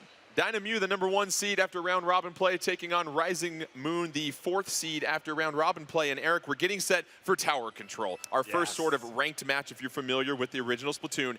How is Tower Control this different this time around in Splatoon 2? So Splatoon players will know that Tower Control starts with a tower in the middle of the map.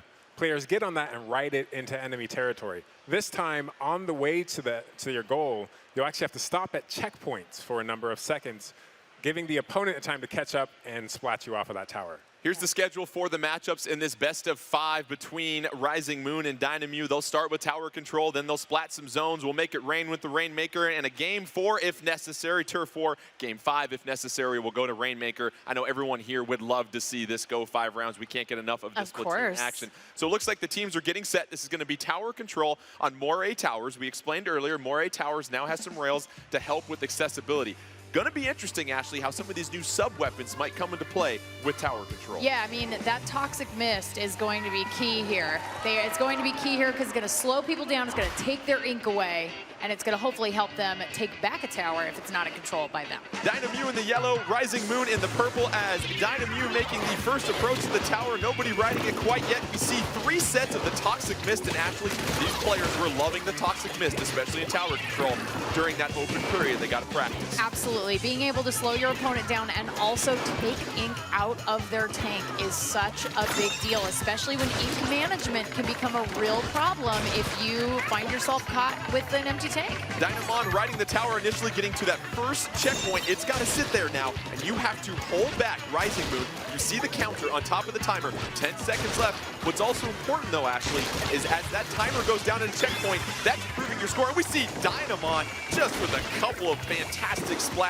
holding down the fort. Absolutely. And you know, if you stop on one of those checkpoints, if a teammate jumps on, that timer goes down faster. So if you see Dynamute adding another teammate to the tower, it's because they want to get that checkpoint countdown finished as quickly as possible. Dynamon dominating the tower, getting splats, hopping off, gets another splat, gonna hop on top. The tower starting to automatically move back. Dynamon being patient, trying to get the splat on Sabu, but Sabu gonna put an end to the terror caused by Dynamon as the tower starting to return back to neutral. Let's do a little housekeeping here. We've got a charger, 2 blasters, and a splatter shot for Rising Moon. Meanwhile, for Dynamute, we've got a blaster, slosher, and a charger to go along with another roller. Yeah, this is a good, I think this is a good setup for both teams. Obviously, you're going to want to have chargers in this map. You absolutely need to be able to pick off a person on top of that tower. Those squids have got to be pulled off the tower as quickly as possible by bomb, by charger, by any means. You take them off that tower. And one thing I didn't mention is that when you stop at a checkpoint, once you clear that checkpoint, you don't have to go through it again. Very important to notice right there, Eric. Meanwhile, Dynamon is the designated tower control expert for Dynamute, riding that tower, trying to get the splat on Andy, but no! Wow. Andy's gonna put an end to that movement right there. You gotta pay the toll on the tower, and Andy's the one taking collection. Dynamon pays the price, and the tower heads back to the center of the map. This is really interesting. You're seeing a couple of players actually do a little bit of forward scouting. They're putting down some ink. They're kind of helping out their teammates. When the tower gets to those new areas, they're able to kind of swim around and actually have some mobility well in advance of actually arriving there. 2:27 left in this one. Dynamute with the dominant 9-100 lead at this point. Rising so Moon much toxic mist. That toxic mist. Tower comes to a screeching halt as Dynamute has to hop off. They lose the tower. 4-4 on the field.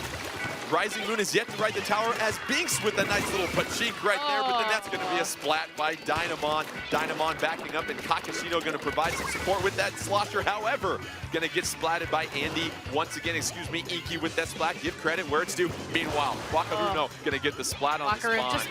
just waiting for that beacon. And you know, Ninja Jump, not here. And so that makes it really easy for any charger user to just wait.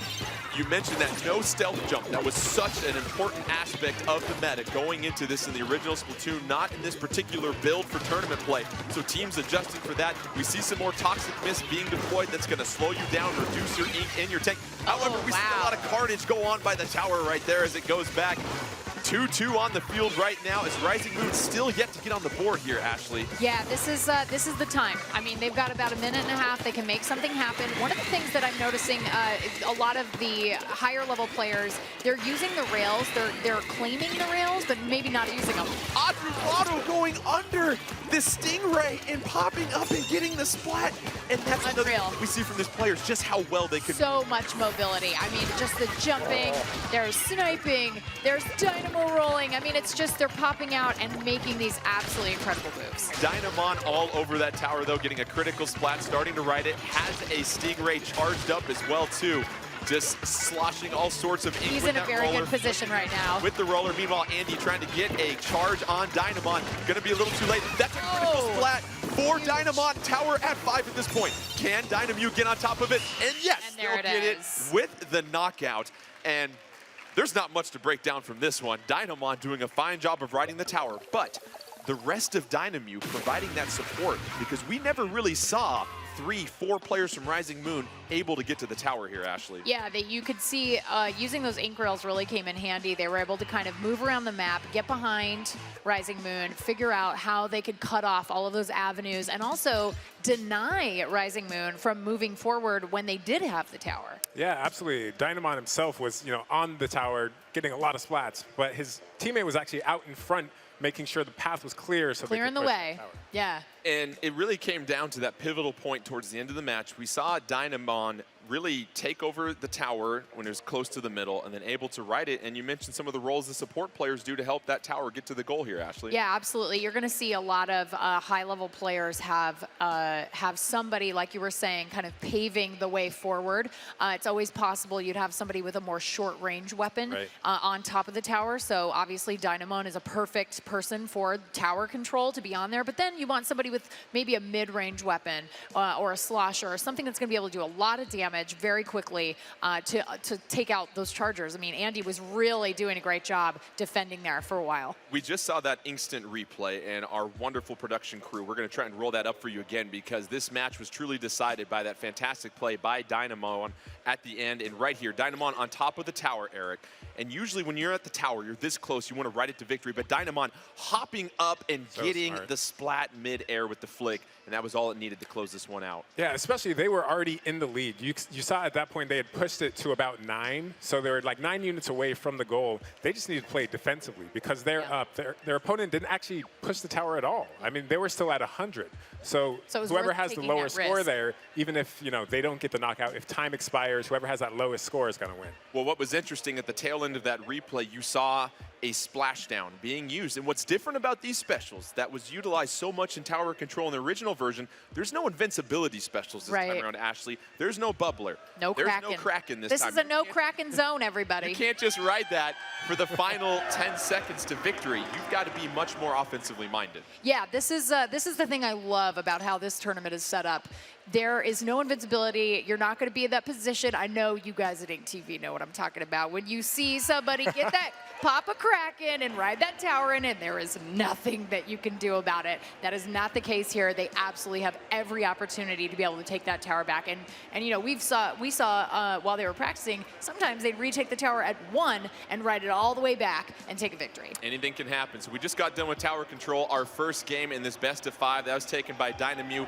Let's get set for some splat zones here. It's going to be at Inkblot Art Academy, this new stage that we talked about. And when you get to splat zones, the difference between elite players and players more so getting introduced to the game. Yeah. The elite players talk about once you get that splat zone covered, Ashley, you want to treat that splat zone like the floor is lava. You want to get out of there and make sure you've got your ink in there, but then also keep the opposing team and find some positions to flank them from. That's right. Maybe don't keep all 4 of your teammates inside the splat zone. That's a key strategy for anybody out there. Let's get this splat zone started on Inkblot Art Academy. Both teams making a push for the zone right now. Dynamew in the blue, Rising Moon in the green. Dynamew going to go with that Splatter Shot Pro. Up 2. Slosher, Charger, and the Roller. Meanwhile, you've got Rising Moon in the green with the Charger, Octobrush, Slosher, and Splatter Shot.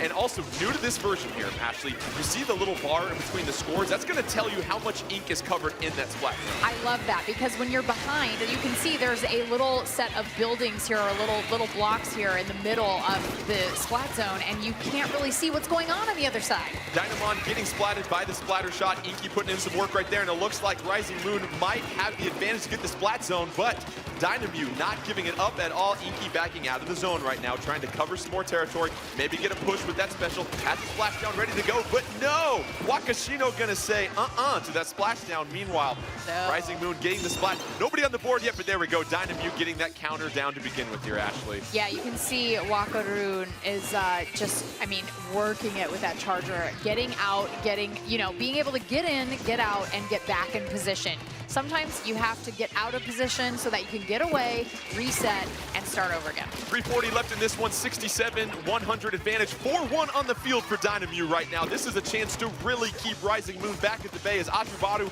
holding it down up top. We've got 2 members of Dynamew up top, being patient, waiting. You can now keep Rising Moon in your sights. It's 42-100 at this point. Dynamew having no issues whatsoever in this splat zone and Inkblot Art Academy. We oftentimes talk, Ashley, of all the ranked modes, this is the hardest one to sometimes make a comeback in. Yeah, this is a tough one to make a comeback in, just because once you establish that you own that splat zone, it is tough to take it back. Seibu gonna take control of the airspace with that inkjet though, and this could be a huge turn of events if Rising Moon can get the territory. There they go. That's a 66-second penalty on Dynamew. That's gonna go ahead and put Rising Moon in this game to give them a chance. However, they've got quite the deficit. It's 83-14, 2:48 left in this one. 4-3 advantage on the field. Rising Moon, that counter's going down right now, Ashley. And you can see Seibu and Inky are moving forward, trying to even just keep them from getting to that main splat zone, just because, hey, we're going to put down some paint, we're going to keep you from getting here, just so it's going to take you a little bit of extra time so that we can try to make something happen. Dynamute now in control. They're going to tack on a 35-second penalty to Rising Moon, but they still have to take out a lot of time before their score can improve. 4-3 on the field right now for Dynamute.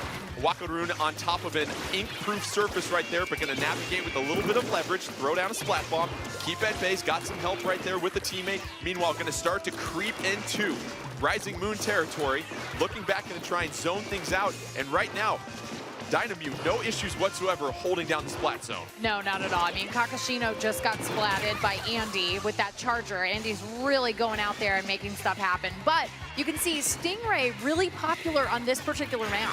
4-2 advantage, and you saw from the wide view right there, there weren't any Rising Moon players in the same area code as the splat zone. And that'll do it. Another knockout for Dynamute. Once they re-seize control of the splat zone, they did a fine job of not only having players cover ground horizontally, but vertically at different levels, Ashley. Yeah, you saw Wakaruun up there just keeping Rising Moon out. And I mean, when you have him, the combo of Wakaruun and Kakashino up top with a slosher, getting anybody who's coming just even barely close to that splat zone, he's just like, nah, I'm just gonna pour paint on. I'm just gonna pour that ink on you and take you out. Goodbye. Go back to the beginning. And it's interesting on every level. Sometimes we've talked about some teams don't like to hang out in the splat zone too much, but Eric, on this map, when you get the leverage, the highest point in Inkblot Art Academy is at the middle of the map in that splat zone. That gives you a huge advantage as far as seeing where the opposing team's coming from. So in that situation, Dynamute holding it down from the highest point on the map. Yeah, that high point, because it is so tall, I mean, really the only way to route someone from that is with a charger or to climb it and get up there yourself. So it's actually a pretty safe spot. Usually, as you said, you don't want to hang out in the middle of the splat zone, but because you have that verticality there, you're able to. But there is also nothing to hide behind up there. So if you're up there, you are wide open to attack. So you definitely want to be careful. But if you're up there, you've got a great vantage point. And as you mentioned, Jordan, earlier, I mean, we have only 4 specials available in this tournament mode. So what you can do normally is maybe pop, a defensive thing and stay in that splat zone. But here, there's not even any kind of support abilities. Like with the first game, you have your ability that you're able to kind of point out enemy locations, and there's none of that. Right, no locators in this game. Yeah. Sometimes people use the Tenta missiles to locate players, and we also saw the Ink Storm a couple times, and we didn't get a chance to break that down quite yet. Tell us about that, Ashley. I mean, I love the Ink Storm. You set it off, it ends up creating a cloud, and then it moves, and it starts raining ink, and it's so delightful, and it takes people by surprise, and it hurts a little bit. And it's great because there's no way to get rid of it. It's great for splat zones. You're able to kind of seize control of it if you're able to throw the Ink Storm right onto the splat zone. We saw Dynamute use 3 Ink Storms in that last match and really help re-seize control of that splat zone in the middle. So as we mentioned, it's now 2-0 Dynamute in this best of 5. They're trying to get their brooms out and look for a sweep as we prepare for Rainmaker on the Reef. And this could be an opportunity for Dynamute to either get the sweep. However, Rising Moon, anything can happen in Rainmaker. This could be a huge victory for them. And as we get to the Reef with Rainmaker, we talk about on these levels, Ashley, there's kind of a conventional route, but then also if you can be a little sneaky squid, there's a little bit of a shortcut at times. That's right. Sometimes you'll see teams have someone have a designated Rainmaker taker, and then they'll have a support person that follows them, creates lanes, lets them get the job done. You're going to see a lot of Toxic Mist in this map, I think, and you're going to see a lot of splatting. This is going to get crazy. Andy getting splatted by Kakashino. However, that Rainmaker shield going to take out Dynamon. Dynamon's good, listen, but there's nothing you can do against a Rainmaker. Absolutely not. You see that Rainmaker shield getting bigger in the other team's color, you better get out of the way. Wakaruun doing some work right here, and now the Rainmaker belongs to Rising Moon in the green, Dynamute in the purple. Rising Moon, let's get some housekeeping. They have the Charger, Octobrush, the Splatter Shot Pro, and the Blaster. Meanwhile, Dynamute sticking with that Splatter Shot Pro, the Slosher, the Charger, and the Roller right now.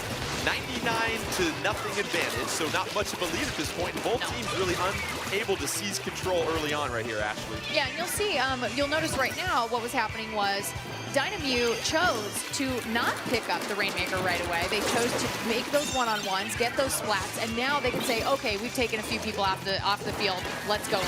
Wakaroon with the Rainmaker. And what's different about the Rainmaker, you no longer have that vortex of ink. It's going to be more of almost a ink grenade that gets launched out in front of you. That's going to change the dynamics of moving it around. Definitely. It doesn't create a lane for you to ride in. And that's sort of the thing now where you need a support person to help you lay down some ink, get some stuff done. And it's also, it's really tough to hit somebody short range with the Rainmaker. Rainmaker was up for grabs, but it gets returned like a bad sweater to the middle of this map right now as both teams fight this over. 58-99 advantage right now for Dynamute.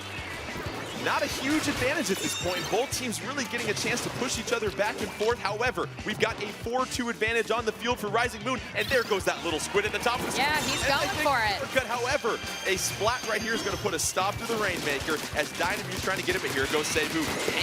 Inking that shield with the brush right now. And a splat, however, by the Stingray with Wakaroon. That Stingray doesn't feel good. That Stingray to the face doesn't feel good at all. Nobody likes that. Autobaro picks up the Rainmaker, but we have an Ink Storm. I love that storm. It's so great.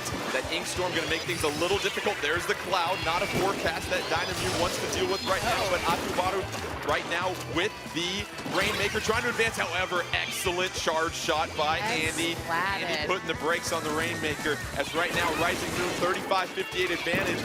4-2 on the field, though, for Dynamute. They can make a little bit of a push as the Rainmaker in the middle of the map here, actually. Yeah, they've got 3 of them right there with the Rainmaker. They're going to try to take out Andy with that charger. I mean, I think that he is the most dangerous man on the field for Dynamute. Oh, Double splats right here by with the Rainmaker. It is 3-1 on the field. Oh, Wakaroon going to go for the slam dunk. Nothing in his way. However, that splat bomb might get him.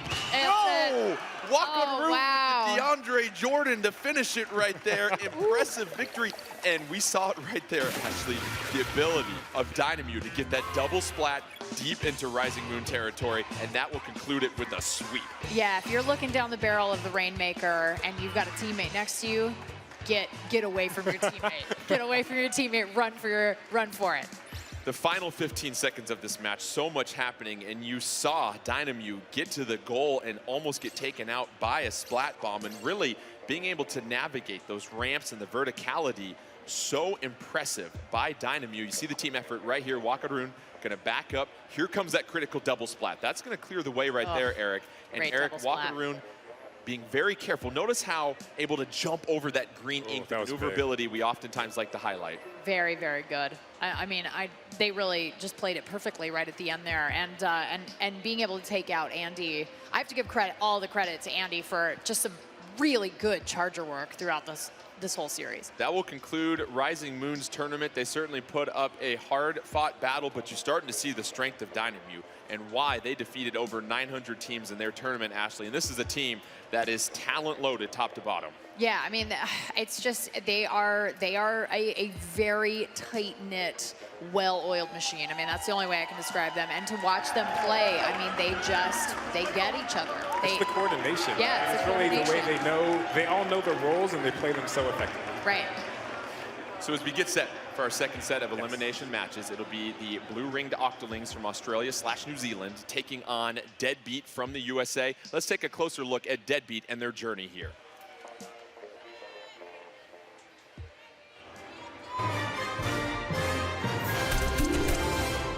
Team Deadbeat, the U.S. representative in the 2017 Splatoon 2 World Inkling Invitational.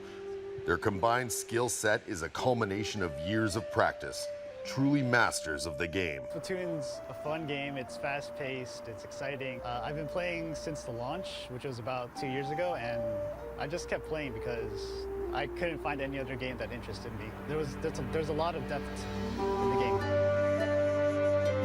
What I really like about my team is that they're willing to put in the work to get better. I just love Nintendo games, I love shooters, so naturally I love Splatoon. Honestly, it's just a fun little game I play in my free time. Beautiful. These are the moments that make the Splatoon community so wonderful. You can feel the emotion.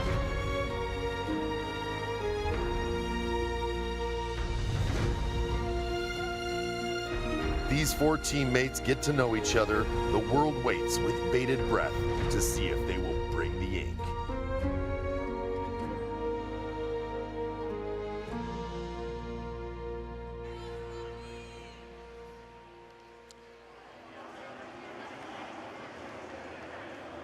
Deadbeat, the winners of the 2017 Splatoon US Inkling Open. And Eric, we just got done watching the NBA Finals yesterday. We did. Golden State Warriors go 16-1 throughout the playoffs. Deadbeat, they go 16-1 throughout the US Inkling Open, so it shows you how dominant of a team they were in North America. Absolutely. You know, going into this tournament, I was like, man, Deadbeat all the way. And, you know, we'll see what happens. I mean, I was kind of surprised in the opening rounds, actually, how some of those matches went. But, you know, anything can happen. But you know, Witt says he learns from watching his own mistakes, and Tim loves tower control, and I mean, Hexen loves splat zones. So this is a team that I think is really excited to get into this next round and really get out there and have some chances to do something in different modes. Yeah, Eric, Golden State goes 16-1, Deadbeat goes 16-1. No word on if Kevin Durant will join Deadbeat in the offseason, though. But as we get set for tower control here, You and your sports ball these jokes. teams have done such a good job of being able to push the tower forward, but also ink the territory in front of them. And it comes down to that core principle, territory control. What are some of the things these teams are looking for as they're moving the tower and they want to make sure they give a path for their team? They're really looking forward to make sure there's no threats, is what it is. I mean, if you can wipe out the threats and then jump onto the tower, you're free and clear to proceed as you want. Deadbeat taking on the blue-ringed Octolings and our 2 versus 3 best of 5. We're going to start with some tower control on Starfish main stage. And this is one of those maps that we've talked about here, Ashley, where now that the tower's moving, it's not so much about dominating the middle of the stage, but understanding the track that the tower moves on. Yeah, you've got to know these maps inside and out. And these players don't really know them inside and out. They haven't had a terribly long amount of time to sort of learn the map. So, but they do, I think they're going to do just fine here. Blue-ringed Octolings in the yellow, Deadbeat in the blue, so try to keep that one straight. Blue-ringed Octolings with the Splatter Shot Pro, the Charger, the Roller, the Octobrush. Meanwhile, Deadbeat with that heavy Splatling, 2 splatter shots and a Charger. Nobody's claimed the tower yet, excuse me. Blue-ringed Octolings moving it to 98.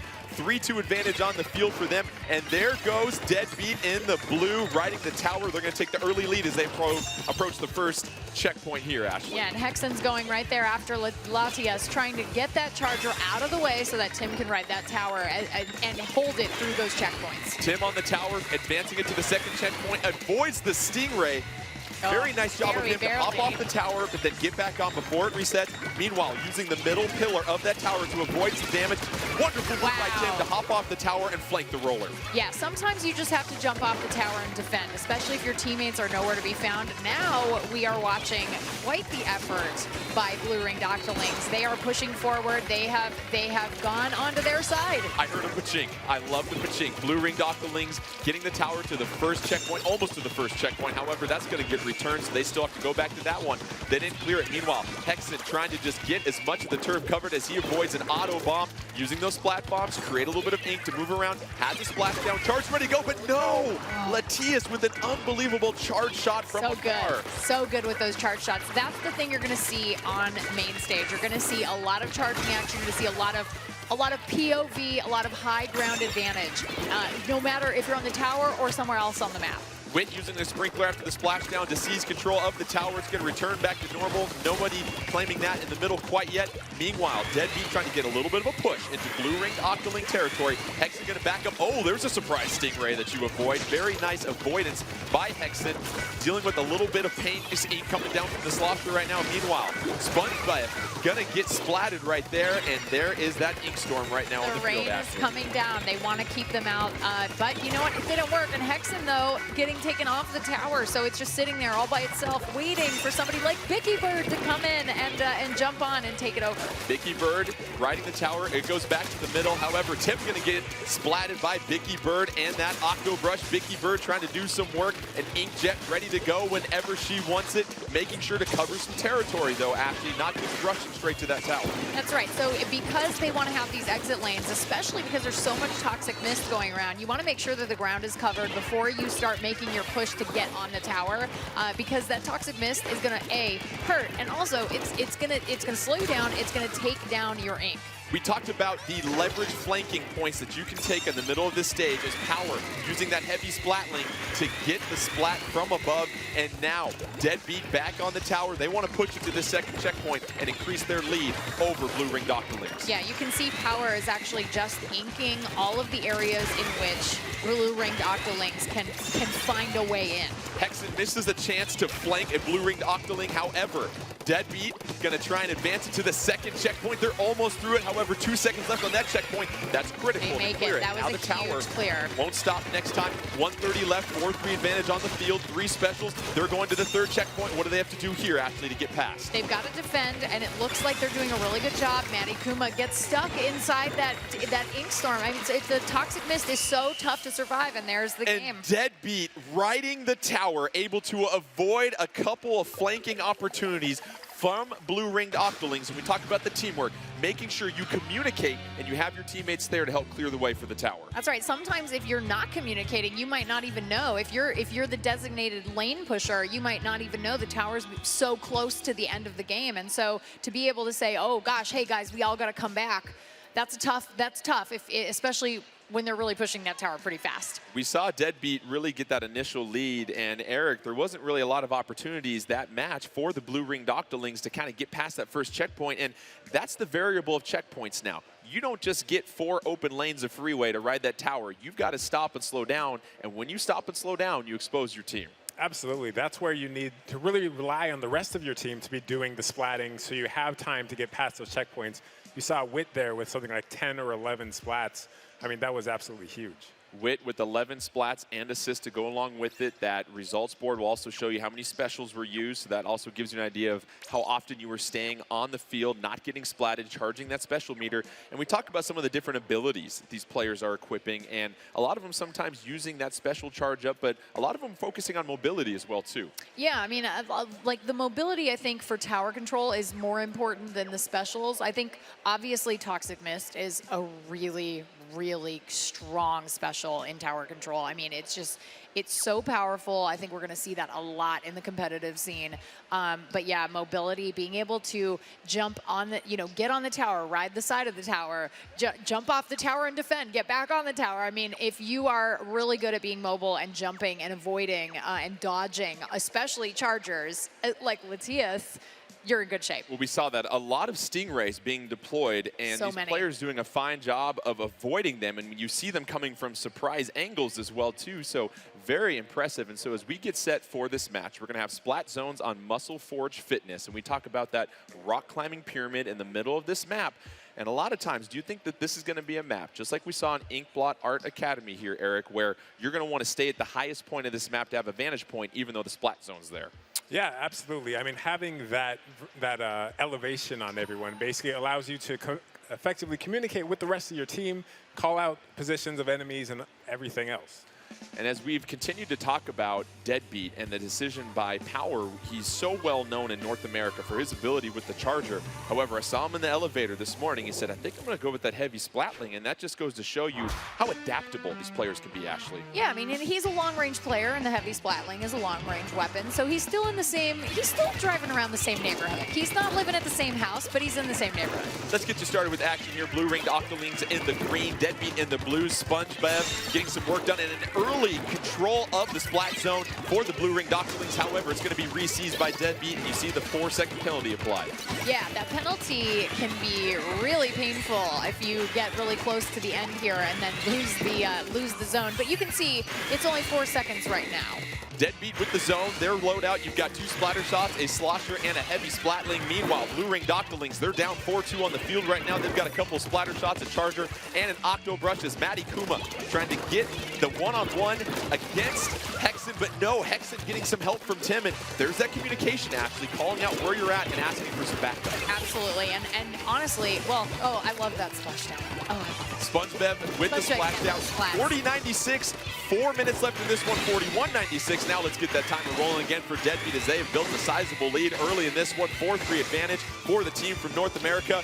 Meanwhile, they've got the majority of that splat zone coverage. You can see that on that icon up top, 20-96. And for Deadbeat, it's kind of what we saw on Inkblot Art Academy, sitting at the top and forcing everyone away from the zone. Indeed, and once you have that splat zone, as you can see right now, it is hard to take back. 3, 2, and 1, and that will do it in decisive fashion. Nice, tidy work by Deadbeat. Valiant effort by Blue Ring Doctorlings in that map, but Deadbeat really seems to be on the same page now, actually, and dialed in. Yeah, they're dialed in. I mean, that was the thing we talked about. I mean, maybe there was a little bit of tournament jitters. You got to get out, right? So it's nervous. You guys are looking fresh today. You guys are staying fresh out in the audience. That could be it's a little scary playing in front of so many people. Thank you. Well, we talked about the 16-1 record Deadbeat had in the U.S. Inkling Open. Their only loss in a match was Turf War. They went undefeated through all the other ranked matches, and so now that we've seen them in tower control and splat zones, they've really done a fine job of holding it down, Eric. Absolutely. One thing I want to point out really quick is that when the game is released, you can actually use the spectator mode that I'm using in private battles yourself. So you can, if people out there, if you want to host your own tournaments, you can actually use this to kind of follow the action with the camera. And if you practice enough, you might be as good as Eric. Yeah, Eric's doing a fine job with that camera work, giving a chance to really see where both the teams are. So right now, you've got Deadbeat with the 2-0 advantage. If they get this victory, it's a sweep of the Blue Ring Doctorlings, and they'll take on Dynamo. However, Blue Ring Doctorlings, they've played very solidly. Just couldn't really swing the momentum these last two ranked matches.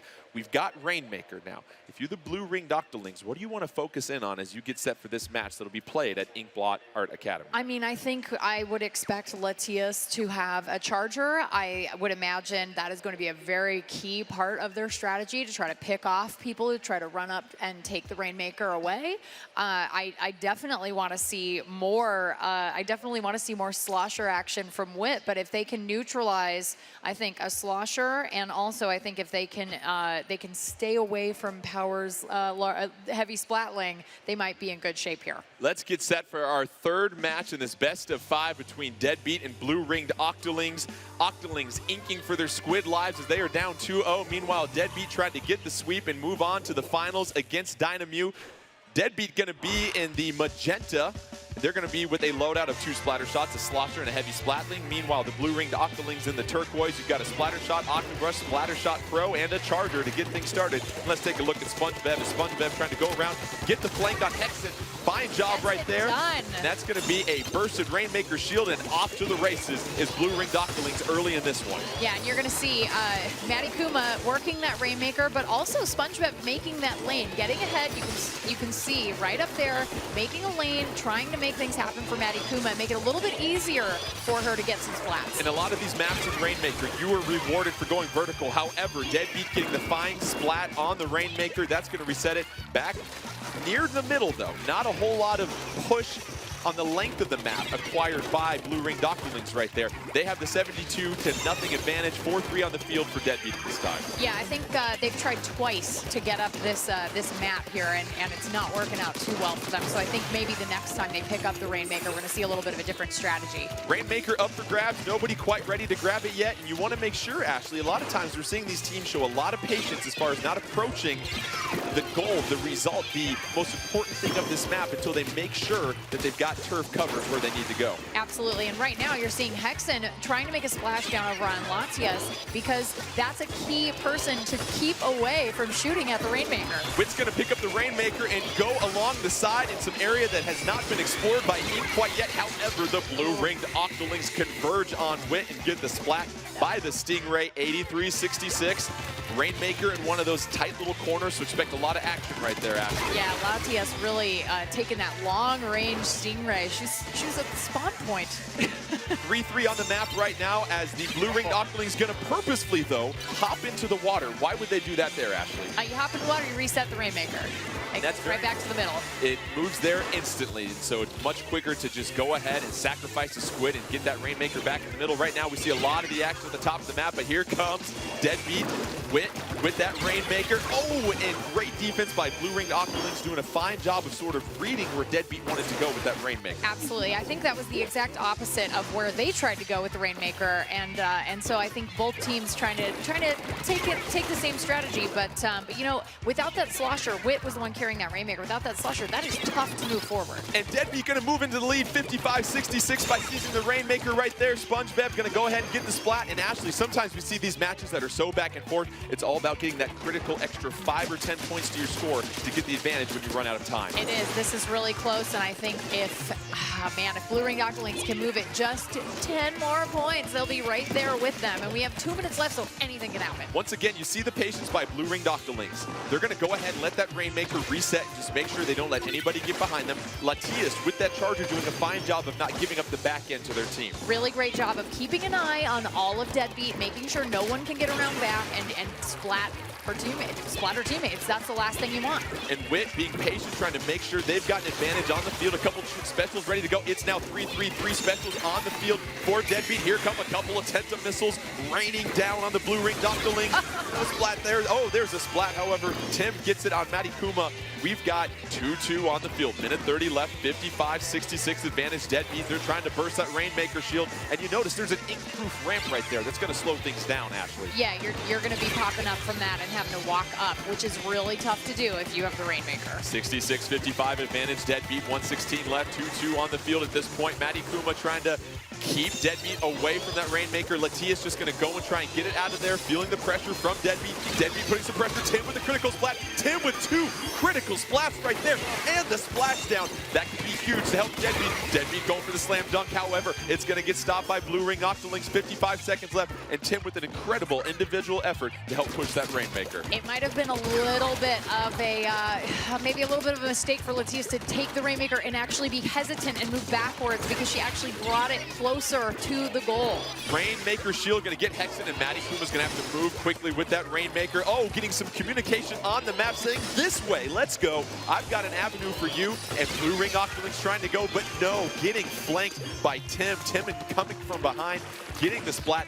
24 seconds left, 66-15. Deadbeat with the advantage. A victory here gives them the sweep, allows them to move on to the finals against Dynamute. A couple specials ready to go for Deadbeat. 13 seconds left. Let's finish this one out here. Deadbeat, all they have to do is play some defense, protect that Rainmaker at all costs. However, SpongeBob has the chance to force this thing into overtime. SpongeBob has to bust the shield. Can they do it in time?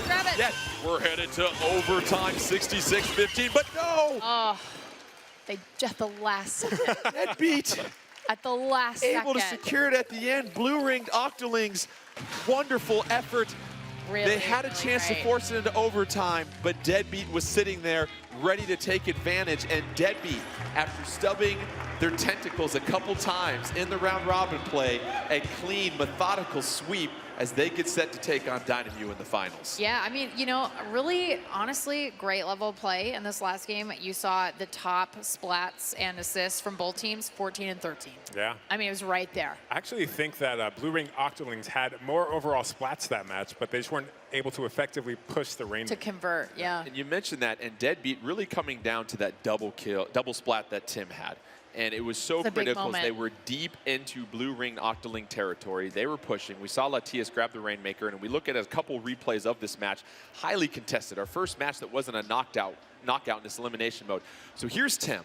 Latias with the Rainmaker, trying to back up, keep some space from Tim, misses with the shot. Tim gonna get 1 splat on Latias, 2 splats on SpongeBob. And at that point, with this splashdown, that's gonna create so much ink for Deadbeat to push it forward. Yeah, I mean, I think definitely that last bit of time there where Latias has always, in Rainmaker mode, and also we saw in Tower Control, really doing a great job of crowd control, getting the opponent away from whatever the objective is. And so when Latias has the Rainmaker, who's doing crowd control? You know, it's tough. That's a tough moment to make as anybody with a Charger, especially if you're running support and you're like, oh my gosh, it's right there. Should I go get it or should I hold back? And it's just, that's a choice you make in the game. It's that split-second decision. Impressive performances in the first round of elimination by both Dynamute and Deadbeat. Let's take a look at the bracket as we get set for the final round at the 2017 Splatoon World Inkling Invitational. Dynamute, the champions from Japan, conquered over 900 teams. Deadbeat, meanwhile, really starting to find their footing. What will happen? Stick around after the break. We'll get you set for the finals as 2 teams battle it out at the 2017 Splatoon World Inkling Invitational.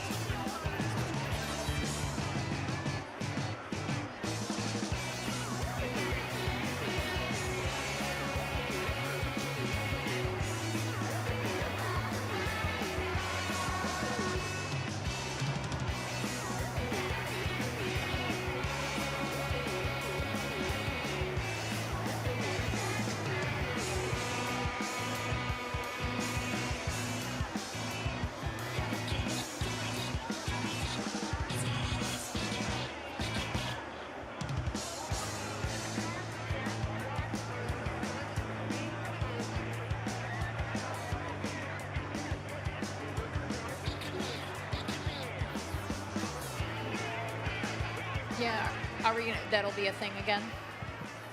Oh boy.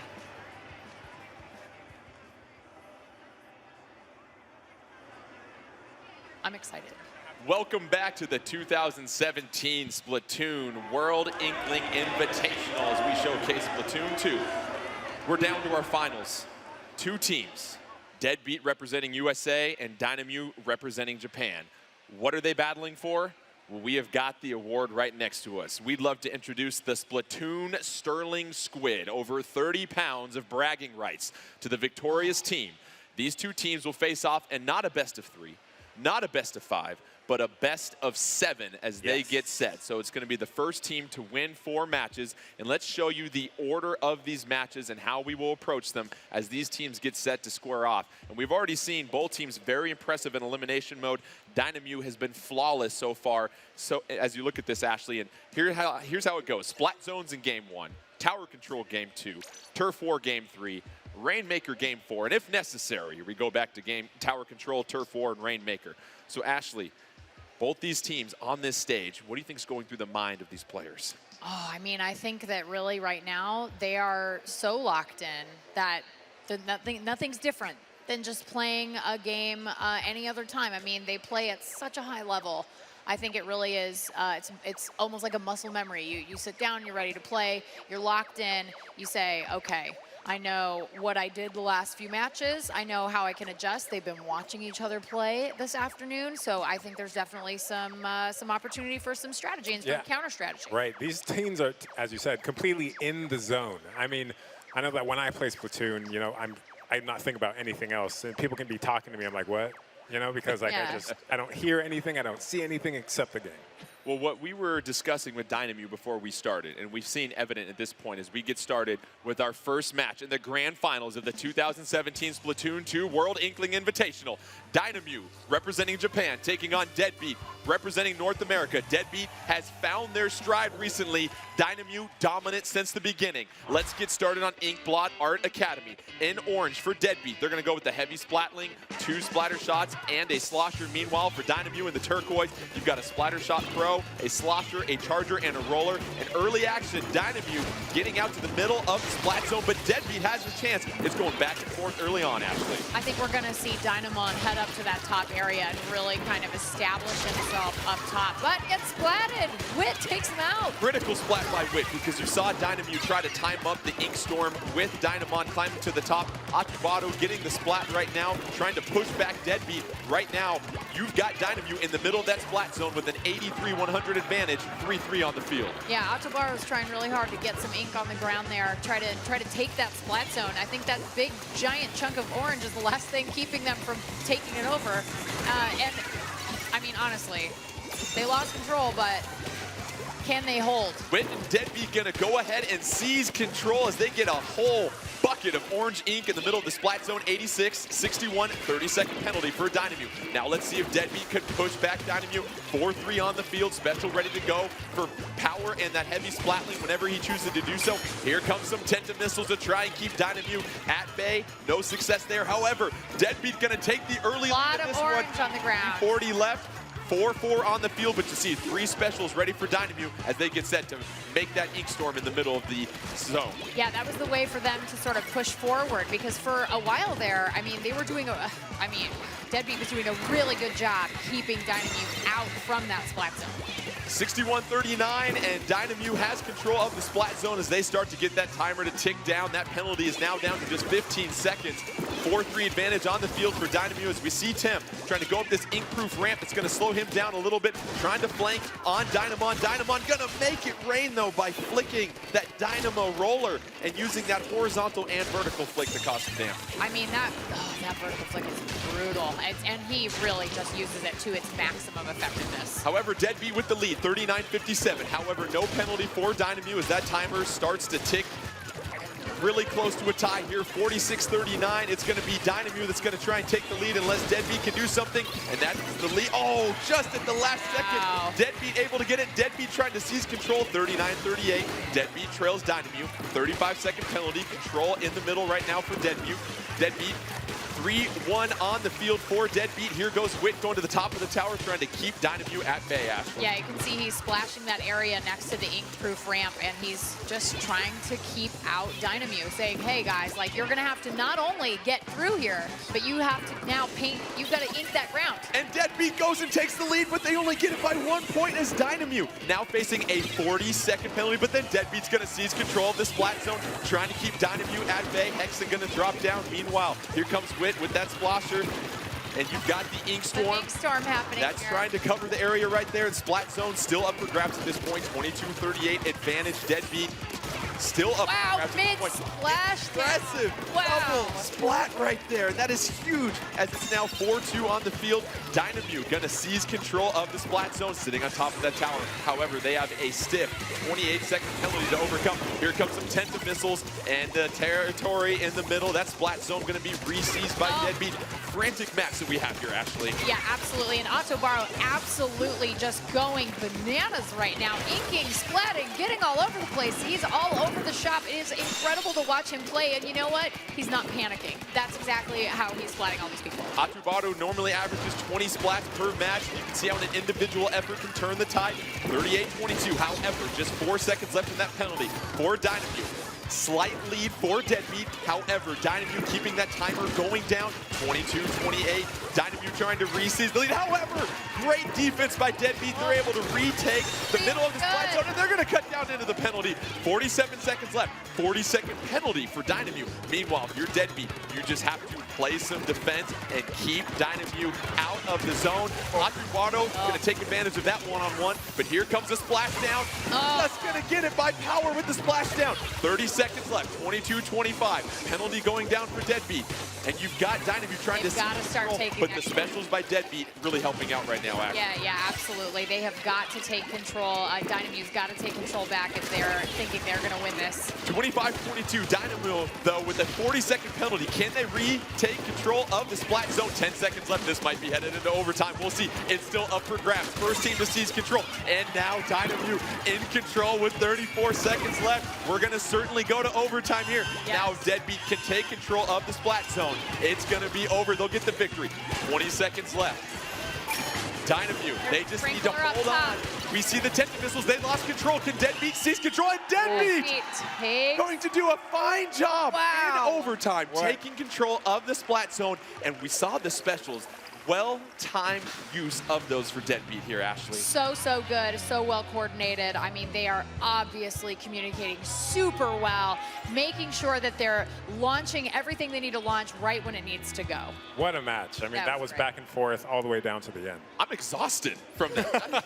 We got more. We got more, absolutely. So you saw Dynamute get out to the early lead, and they really tried to time that Ink Storm along with Dynamon hopping on top of the tower.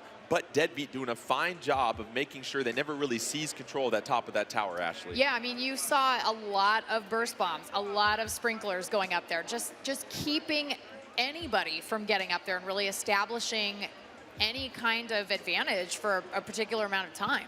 Let's take a look at a couple replays from that absolutely exhilarating match between Deadbeat and Dynamute, where Deadbeat gets the advantage in the very first opening match in our grand finals. Here's Otobaro trying to get that zone covered. Gets the splat on power. Boom, midair. Splats in a row, midair on the splashdown. Hexen gonna get splatted by Otobaro. Otobaro gonna get another splat on power. And this was when Dynamute was getting set to make their push. However, Deadbeat didn't give up. Here's Wit using the slosher, just covering territory.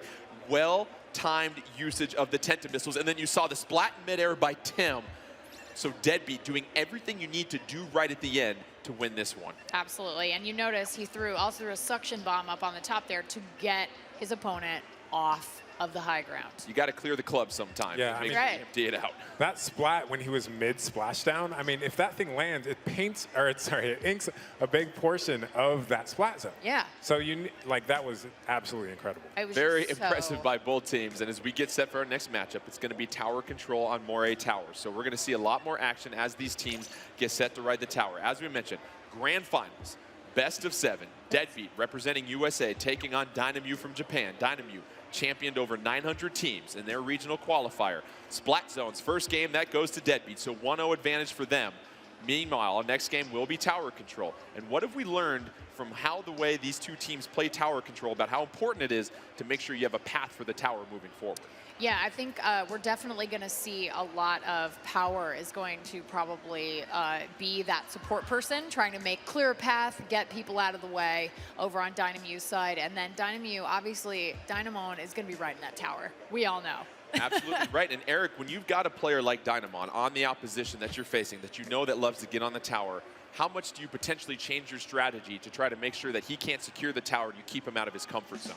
Yeah, I mean, as we said, it's all about cutting off those lanes of attack. So if they can do that, Dynamite can't get to the tower in the first place. I predict we will be seeing a lot of Toxic Mist. I predict we will be seeing a lot of bombs. A lot of bombs. In the orange, they're going to go with a blaster, a slosher, a charger, a roller. Meanwhile, Deadbeat in the purple, you've got the heavy splatling, 2 splatter shots, and a blaster. Those blasters, as we know, very popular in tower control mode. Early 99-0 advantage. That's not going to sit very long, but Dynamu hopping on the tower. One-on-one situation here. Tim going to get the advantage over Kakushino.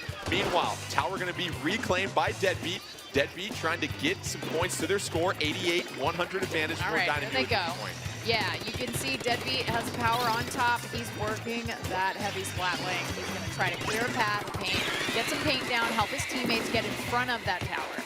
However, Power getting splatted on the tower at that checkpoint, and that's what we talk about. The checkpoints really change the dynamic of tower control because you can no longer just ride the tower and sort of pivot behind that barrier. And hide, yeah, and that's a key thing here that I am very excited about because I can't tell you how many times I watched a tower just ride away into the sunset without me, and I was like, wait, please come back.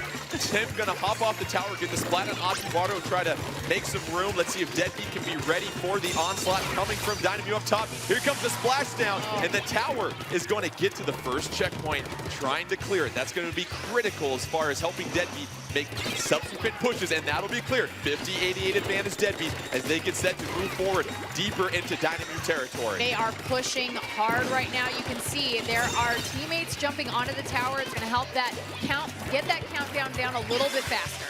Power doing a fine job of backing off the tower, avoiding to get splatted. You can go ahead and give up control of the tower for a little bit. It's not going to reset as fast as the Rainmaker. It keeps you alive, keeps you special charged also.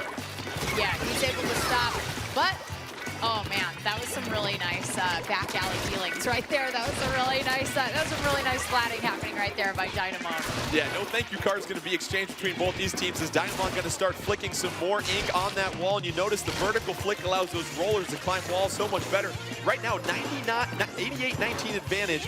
Deadbeat at this point. 2 checkpoints still remain for Dynamu, so they're facing quite the up tower battle here at Party Towers. And so if you're Deadbeat, impressive splat right there by Ashibato with the Pachink. If you're Deadbeat, how defensively minded you can be right now? I mean, right now, all they have to do is just hold that tower. I mean, just keep it out of their zone and they win. And so but it's 2.5 minutes and anything can happen. Dynamo really working that roller, but getting caught up in Toxic Mist. That Toxic Mist going to slow you down, take away your ink. However, Dynamo going to ride that tower. Dynamu at the first checkpoint. They've got a cavalcade of squids at that tower trying to get through that checkpoint. That's going to help them with some more additional pushes. And it is now 53-19. Dynamu trying to make their critical push in this match. Deadbeat trying to keep them at bay. 2 minutes left in this one. 2-2 on the field. Now a 3-2 advantage for Deadbeat. Yeah, you can see Power's been trying to sort of keep this tower at bay by using that heavy splatling and doing a good job of it. But wow, Tim, just get up on that tower. Tim with the splat on Walker Room. That's going to allow Deadbeat to gain control of the tower and just let that reset to the middle as 1:48. Now the clock becomes the friend of Deadbeat. They want that thing to tick down as fast as possible. Look at all of this ink. There's ink everywhere. This is amazing. This is the level of player seeing. There is literally battles to be found everywhere on this map. It is hectic in the middle of this map. You've got both teams really at different levels right now trying to apply pressure. Nobody can really get that advantage at this point. It's been a bit of a stalemate the last 30 seconds. 1:25 left in this one. 19:29. Here comes the splashdown as Tim going to go ahead and get the splat, and that's going to help pave the way. Now look at what Tim's doing. Clearing some ink to give a path for the tower and Tim's teammates to make sure that they can support that tower and its push. Yeah, able to push forward, also able to get out. That's a key thing. Once that tower goes beyond a certain point, you want to be able to get out of there if stuff starts getting a little heated. 1 minute left, 4-1 on the field, Dynamu. So you are all by your lonesome self on that tower right now. 56 seconds left, and if you're Deadbeat, you maybe start thinking about being a little defensive, keeping Dynamute at bay. Meanwhile, here goes Dynamute. They're going to go deep into Deadbeat territory, get some orange ink there to try to make one more push as we are under a minute left. 4-3 on the field, but 3 specials for Dynamute. Yeah, Dynamute absolutely has to be a little bit aggressive here. It's a risk, but it's also something that I think they're going to have to do to be able to beat the clock and get this overtime win. You see Deadbeat throwing some toxic mist from afar. That's going to drain the ink on the tower. Some pressure applied by Power with a critical splat on the tower. That's going to try to reset it at normal. Dynamute going to lose the tower. Here comes a splash down by Atubaru, though, to get a critical splat. Get a splat on Tim. It is now 4-2 on the field. This could be a moment of truth as that tower is now at the final checkpoint for Dynamute. Can they get through the checkpoint? 19:26. 8 seconds left. Hang in there with us, folks. 19:20. And the lead is going to go to Dynamute. And they claim it the last second. 2 seconds left. And Dynamute with the last pivotal push. And you see the emotion from their team. They realize this was our last chance. We don't want to find ourselves in a 2-0 hole in the grand finals. And Dynamute doing a fine job of getting a critical double splat to close out that one. Yeah, I mean, they really did exactly what we were talking about. I mean, they had to get aggressive at the end there. They had to ride on that tower. They had to move it as quickly as possible, get through that last checkpoint even, and then they were able to pull it out. As we look at the replays of this one, just another incredible match that goes to the final second, and really Dynamute's ability to plow through that final checkpoint. Here they are right now, and you see the double splat that's going to be coming up right now. It's 3-2 on the field. They get through this checkpoint, and then the pressure being applied by Deadbeat, but Dynamute able to use that slosher to get some ink to go up top, and that's all they needed to do to close out the victory, to make it 1-1 in the grand finals. And the best part is, that means we get more Splatoon. That's right. It was a really great choice by Atubaru to go up the ramp and actually kind of do a little forward damage and take out Wix. Wick was standing there with that splash. It would have been so bad for Dynamute, but he was able to get up there and kind of make something happen, get that splat, and help his team to victory. Yeah, you saw Deadbeat at about the 1 minute mark. They kind of switched their attitude, and they're like, okay, so we're in the lead. Well, I'm just going to kind of play defensively. That may have been a mistake considering, you know, maybe they backed off a little too much and gave Dynamute a little too much room to you give them an inch, they squid all over. Yes, well, we talk about in Turf War how the final minute, the final 30 seconds especially, you can't afford to get splatted. Well, that carries over to all these other game modes. And you look at not being able to stay alive and that critical double splat by Dynamute late in the game, that gives them the advantage. And so you can ride that tower deep into Deadbeat territory. Yeah, we're about to watch some Turf War. And the thing is those fundamentals in Turf War carry over to every single game mode in a very deep way. Previous matchup between Deadbeat and Dynamute in Turf War, Dynamute found themselves with a 51.9 to 42.9 victory. So we've seen Deadbeat sort of get their footing back again. They struggled a little bit their first 2 matches in Turf War. Can they bounce back and provide some resistance for Dynamute, who was flawless in the round-robin Turf War portion? I think, you know, maybe Deadbeat's coming in with a little momentum after that. Yeah, maybe I think they feel really good about Tower. And I hope that with Turf War, they can say, okay, we have to reset. Let's get some good strategies. Let's counter-attack in ways that are appropriate. Turf War on Humpback Pump Track. Certainly an exciting map. Wide open area in the middle. We know we have the mound in the middle as both teams get set. Let's go ahead. Deadbeat in the purple, Dynamute in the neon greenish yellow. Deadbeat in the purple, they're going to go with the heavy splatling, 2 splatter slots, and a slosher. Meanwhile, Dynamute going to go with splat dualies, a slosher, a charger, and a roller, as both teams really getting a chance to ink their half of the map. We see Deadbeat kind of going to the perimeter here, Ashley. Meanwhile, Dynamute making a push for the middle mound. Yeah, I think these teams have different strategies. Obviously, Deadbeat wanting to get that track covered in purple so that they're able to kind of flank their opponents, get in there, and make something happen. Atubaru, I'm really curious to see what he does with these dualies. Ooh, Power and Takashino going to trade splats right there. You saw Power do a fine job of just avoiding that onslaught of slosher behind that wall. However, it just wasn't enough. 4-4 on the field, 2-14 right now. Pretty even match at this point. Deadbeat with a slight advantage of ink coverage on the map. As you can see, they're trying to get a push into Dynamute territory.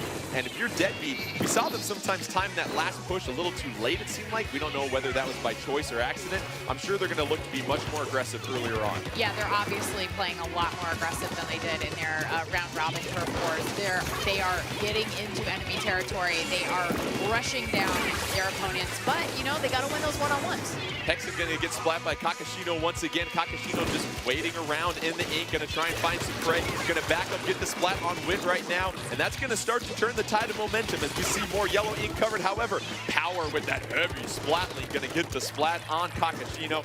1.5 minutes left, 4-3 advantage, Deadbeat on the field, and really anybody's match still at this point here. Yeah, and I mean, Power, oh, wow, he barely pulled off that that heavy splat link before he got splatted himself. Now we're gonna see the wonderful and painful Stingray. Oh! Power gonna get splat by Wakaroon, and Power is so impressive you could give him a raindrop and he could probably splat somebody. Meanwhile, 1 minute left, 4-3 advantage, Deadbeat looking at the map. Deadbeat doing a fine job of pushing Dynamute back. However, still plenty of time left in this one. You see a special ready to go for Deadbeat. That purple ink covering up more than half of the map right now. And you see Deadbeat doing a fine job of getting the outer BMX track, a pump back pump track also. Absolutely, they are doing their best to cut off any avenue for Dynamute to get behind them, to take them by surprise. They're just not allowing that to happen. But here comes Dynamute starting to make a push to the middle and through the bottom part of the map as you look at the top-down version here. And Dynamon gonna start flicking some ink with that Dynamo roller. However, using some protection from Wit. Wit trying to get the slosher on. You see the splat dualies and the maneuverability. Dynamon backing up, feeling a little pressure from Deadbeat in that purple ink. 18 seconds left. 4-3 on the field. 4-2. No. This is the chance for Deadbeat to make a push. They've got a 4-2 advantage and 3 specials ready to go. 10 seconds left. Can they make that final push? Keep Dynamute at bay. 6 seconds left. 4-2. Here come the specials, we are sure. 3-3 at this point, and this is going to be much closer, I think, because we see a couple splatterings of yellow ink at the tail end. Yeah, this is going to be a close one, I think. I see one, a lot of purple, though. I see a lot of purple, and yes, the Judd agrees. 55.2 to 38, and so Deadbeat, which struggled initially in Turf War, hands Dynamute their first Turf War loss of the afternoon. And really, we see these players, and Eric, we talked about how they will adapt to the game as they continue to play it more, and that's what we're seeing with Deadbeat. Yeah, absolutely. I mean, that they looked like a different team from the initial round robin. Yeah. I mean, they were so aggressive, just splatting any chance they got, and were able to control all the turf. Yeah, there was no hesitation happening in this round of Turf War. They went out there and they said, we have a job to do and we are going to do it. And they did a really nice job. I was watching on the overhead map. They did a really nice job of throwing bombs and getting ink put down behind their opponent so that they had no means of escape. And that's always an excellent strategy when you're having those one-on-ones. We should also mention in the finals, the team that loses a match will have selection of the next map. So there's some strategy that goes into that. So that humpback pump track selection was made by Deadbeat after they lost tower control. So you wonder what these teams are factoring in as they look at not only the game mode, but how it applies to the map.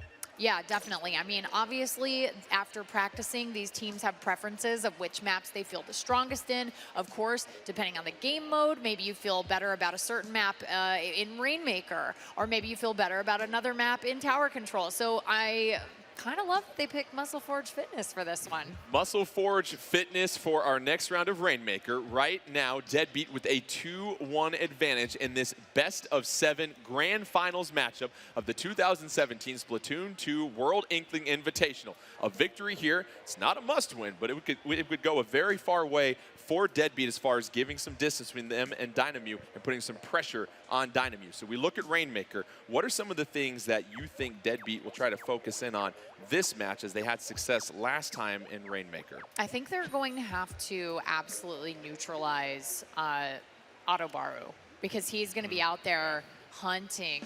He's a hunter, for He's sure. a hunter. He's going to be out there just hunting for anybody who's accidentally been led astray from the flock to pick them off. And I think this is going to be a really great Let's make it rain on Muscle Forge Fitness. Let's go ahead and get to your teams right now. Deadbeat in the green. They're going to go with the heavy Splatling, 2 splatter shots, and a slosher. Meanwhile, Dynamute in the purple. You've got a roller, charger, slosher, and splatter shot pro. Shield initially going to be bursted by Deadbeat. However, that Rainmaker still up for grabs. Nobody claiming that 4-2 advantage, 3-2 advantage. Dynamute on the field as they grab the Rainmaker. They're going to push it to 85 before it gets seized. And right now, we already see both teams being very aggressive, wasting no time trying to get to that Rainmaker. That's right. You're going to see Power hanging back with that heavy Splatling and just doing everything in his power to target the Rainmaker. He did that with Autobaru. Autobaru picked up the Rainmaker. He was like, no, my friend. No, not today. 85-0 advantage right now. Looks like that Rainmaker's going to get reset right now. No, it's going to be grabbed by Dynamute as they push it to a 63-0 lead at this point. 4-3 advantage on the map right now for Deadbeat. Plenty of time left in this one. 4:07 going, and right now, Deadbeat unable to really get a push outside of their half of the map here, Ashley.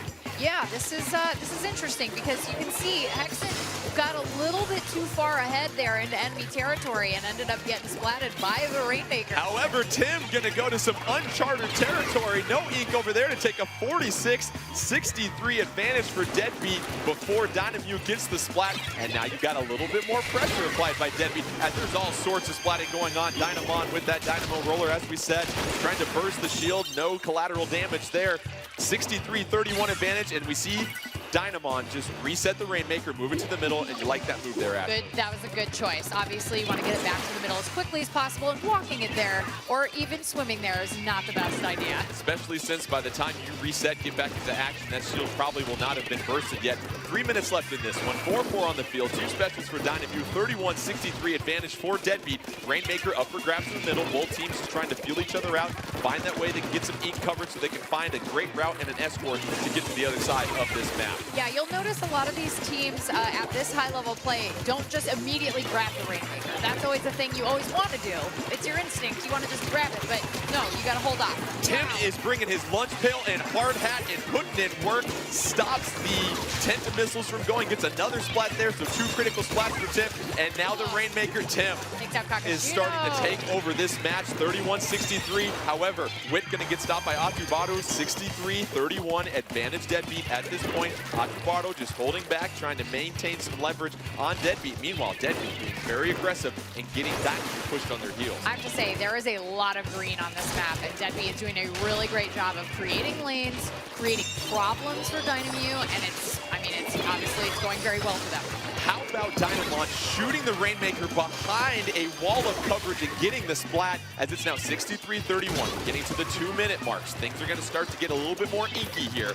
Dynamute, they've got the early deficit going on right now, but still plenty of time left. And right now, we see Power trying to find some position, trying to hold that back line, provide some cover and a route for his team. Meanwhile, Dynamute's still kind of stuck in that corner because of where the Rainmaker's at, Ashley. Yeah, well, Wit and Hexen are doing a really good job of throwing bombs out and keeping anybody from Dynamute from getting to the Rainmaker. So, fortunately, Dynamute's able to pick it up at this point, but there is a lot of green on the ground, and they're going to have to make some serious gains in the last minute and a half of this game. Dynamon with the Rainmaker, though, moving across the grates at this point, trying to get a couple critical splats, and this is going to start to move their score much quicker. Oh, we've got 31-47, but a critical splat. Great defense by Deadbeat. You see Hexen with the splatter shot, able to prevent Dynamute from advancing anymore, but don't you hold your breath quite yet, because Dynamute grabs it again. They're trying to push it, however, Deadbeat retreating them as we're just to a minute left. 4-1 advantage on the field for Deadbeat as they secure it. Hexen doing an absolutely fantastic job of hiding underneath this grate over here and taking everybody out as they walk across it because they can't swim, they can't hide, there's nowhere for them to go. Under a minute left, Tim with the Rainmaker right now, and when you've got the lead, we saw them be a little hesitant in tower control. What do you have to do if you're Tim to try to get some help as we see the splat by Atubaro? 40 seconds left and you have the lead. I mean, you gotta have a teammate with you, and I think that's such a key thing. It'll be interesting to see if Atubaro can win this one-on-one with Power. He does. Critical one-on-one victory for Atubaro. Can he get another splat? But no, Wit providing some support right there. 47-31. 27 seconds left. 3-3 on the field. Deadbeat with the victory here proves a 3-1. Dynamute trying to tie things up in this grand finals right now. Wit putting some pressure on Wakaroon, but no, Wakaroon getting some help right now. Wakaroon trying to push this. They need one more push, Dynamute here. They don't have much time left on the clock. Here comes the final push. Expect the match to come down to this right here. Trying to get the push. Getting flanked from behind. Impressive splat by Tim. 3 seconds left. Is that going to do it? And that'll do it. Deadbeat able to recover and flank and get behind the Rainmaker quick enough in that match before Dynamute can make one more final push, Ashley. One of the things Deadbeat did really well is, again, that fundamental turf war mentality of put down Ink. They had so much green on that map at one point. It was like, if we pick up the Rainmaker, that's a free road to a win. So to be able to put down that much ink it's just so helpful, and also keeping your opponents away. Yeah, that mechanic helps. Like, even if you're not near the action, you're not near the Rainmaker, there's always something you can do to help your team, even if you're on the other side of the map, is making lanes toward the enemy goal. We talk about the teamwork that's required, but sometimes individual efforts can turn the tide of any match. And Tim, in this previous match, went on a rampage for a short little while that really helped turn things. At this point, it's 63-31. Deadbeat was trying to get a little bit more momentum, but Tim with the splat on Atubaro, going to avoid the ink coming from Dynamon. Great bombs. Another splat by Deadbeat on Dynamon, and then going to drop down and get the splat on Kakashino. That's going to give another advantage. And then 7 seconds left. You see Wakaruun gets splatted from behind by Tim. And Tim not only playing some great offense, but great defense also, Ashley. Yeah, and I mean, if you're on defense, the best thing for you to do is to have spatial awareness. And I think that is such a key component, especially in these sort of other modes where obviously the main objective is not turf war, where you're going around and you're saying, okay, like, I need to know where the Rainmaker is. I need to know where my opponents are. I need to know where my teammates are so I can go help them. There's so much spatial awareness involved, and you can see both of these teams doing a really good job of it, but I think Deadbeat a little bit better last round. 3-1 advantage for Deadbeat in these grand finals. They win one more match. They are the winners of the 2017 Splatoon 2 World Inkling Invitational. However, Dynamute has a few things to say about that. Dynamute, it's tower control. For our Game 5, they select Moray Towers. They were victorious on it previously. However, we saw in that previous match, Deadbeat essentially had that game won until late in this one. Very late. What does Deadbeat learn from their loss last time? As we've said before, we've heard from Penguin that he loves to learn from watching his own mistakes. What do they do differently in this match? I mean, I think that they have to really make an effort to have, I think Power's going to have to really push on making sure that he is using that heavy, if he's using that heavy splatling, I think that he's going to have to really do a great job of coverage. Game 5 of the grand finals. Tower control, Moray Towers. Deadbeat in the blue. One more victory, and they will be your champions. Meanwhile, Dynamute inking for their lives. Dynamute going with the blaster, slosher, charger, roller. Meanwhile, Deadbeat going with the heavy splatling, 2 splatter shots, and a blaster as Kakashino early on. Dynamute in the yellow, as we mentioned. Deadbeat in the blue. Kakashino going to ride that tower. Early advantage right now, 90 to 100. Hopping off the tower, going to lose the one-on-one to Tim, though, as Tim gets the impressive splat. The tower's going to go ahead and reset. And as we mentioned, it's a little bit easier to get up the towers with more mobility in Moray Towers. Yeah, this is a huge thing for anybody who's ever been splatted in Moray Towers by a charger. That's going to be a really handy change. It's Splatoon 2. Tim once again helping out his team, hopping on the tower as Deadbeat takes the lead as they approach the very first checkpoint. Here comes the splashdown, going to try and clear out some traffic, but no. Kakashino going to get that splat with the slosher. Meanwhile, Stingray putting some pressure, but Hexen trying to get into Dynamute territory, feels flank pressure behind him, going to get the splat on Dynamon, and that is huge as Deadbeat going to ride this to the first checkpoint. They've got a 4-3 advantage. They've got to lock it down here at this point. Going to feel some pressure. They get the critical splat on Atubaro. That was a huge splat. And Deadbeat doing a fine job of holding off the pushes from Dynamute as they advance the tower. Absolutely. They'll easily pass this checkpoint. They were able to take out a lot of Dynamute. And now you can see they're coming down one by one. Never a good idea. One more checkpoint stands between Deadbeat and victory. 3-1 in the best of 7. One more victory would do it. However, a double splat by the splat bomb as Kakashino doing in some work right there. That's going to be some great defense. However, Deadbeat with a huge 90-6 lead. They can do it. They're just flirting with victory right now, but you've got a pair of Dynamute on the tower. Dynamon says, I'm not ready to end this Splatoon World Inkling Invitational yet. I got some more things to say here.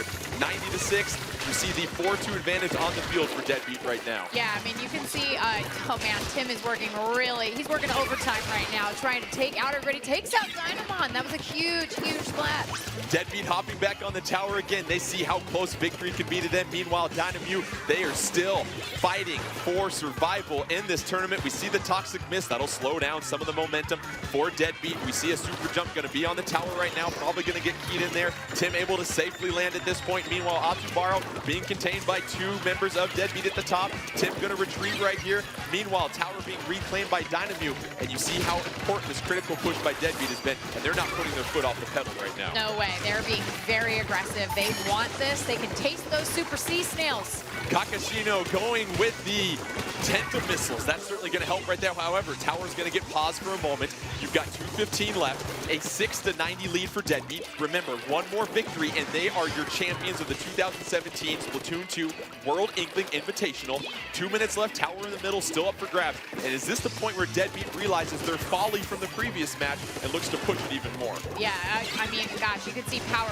really putting in the work right now, jumping up and down, getting the great splat right there of Dynamon. He's up there just getting it done. Tim with the flank on Kakashino going to start riding the tower. It is a 3-3 tie on the field. Couple of specials, 3-2 on the field, 2 specials also for Deadbeat. Can they continue to push that tower? They're hopping off momentarily. Meanwhile, you see Dynamute just being patient, waiting for the tower. We're at 1:30. Still enough time, but you're going to start limiting the amount of pushes you have. If you're Deadbeat, you got to stay aggressive still here after. Yeah, I mean, we saw what happened before. I mean, this is they have 6. There's only defense to be played, but anything can happen in the last minute of this match. Dynamon trying to push into Deadbeat territory. Meanwhile, Dynamute going to hop on the tower. Dynamon got that Stingray ready to go, looking to try to get a couple critical splats. This is where Dynamute clutched victory away from the grasp of Deadbeat last time. Can they do it again? They're at the first checkpoint, 1 minute left. It's going to most likely have to go into overtime if Dynamute wants to get that victory. 58 seconds left. They're trying to push it past the point. They survive as Rockaroon. It's a 3-3 equal footing on the field. 3-2 advantage though. Rockaroon trying to get a critical splat on Wit. Wit ducking behind the counter. However, tower lost. They didn't hop on it. 44 seconds. 6-53. One more checkpoint remaining for Dynamute. If they win, they continue to keep this grand finals going on. If Deadbeat is victorious, it's over. 4-2 advantage on the field for Deadbeat. And Ashley, this is where Deadbeat has to make that final championship push. They absolutely have to push really hard right now. All of these respawns are going to be coming into the field. Kakashino is a force to be reckoned with a slosher. You do not want to be in his face. This could be the final 18 seconds of our tournament. 6-41 lead for Deadbeat. You see Deadbeat pushing deep into Dynamute territory. However, that splashdown will be negated. 10 seconds left. Can Dynamute get on the tower to force overtime? Wit's on the tower. 5 more seconds from the Splatoon Sterling Squid. If Deadbeat can hold it. But no! Dynamute's going to hop on top. We're into overtime. It just needs one more Deadbeat to hop on top. Meanwhile, Dynamute, they can still claim victory and push us into another mode. And they're looking strong. They have one more checkpoint to get to. Deadbeat. Everybody's jumping onto this tower right now. Everyone's jumping on the tower, as you said. Wait, trying to get a couple splats. It's got us in this checkpoint. Triple splat! Sound the air horn! Deadbeat! And they couldn't have done it in more dramatic fashion. Unbelievable performance. 2 teams, the absolute best in the world, but you see Deadbeat able to survive the final push that Dynamute was trying to put on.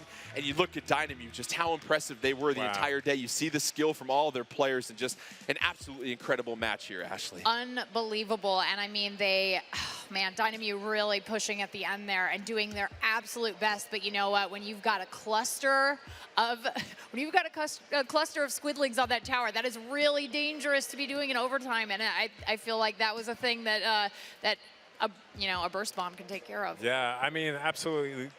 Deadbeat so vital in those last moments. I mean, they all had actually double digits in splats and assists, which you don't see a lot. Huge, huge. Real team efforts. Yep. Deadbeat, representing North America, your champions of the 2017 Splatoon 2 World Inkling Invitational. That'll do it for us, but before we get going, let's go ahead and toss it to the producer of Splatoon 2, Mr. Nogami, to hand out the Splatoon Sterling Squid to our champions.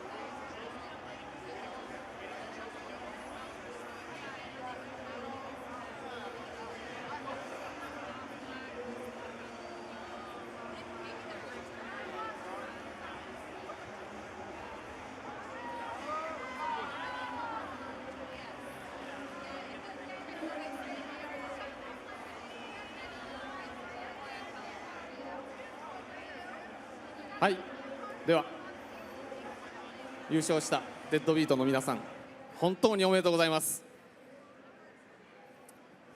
I want to give a hearty congratulations to our tournament winners, Deadbeat.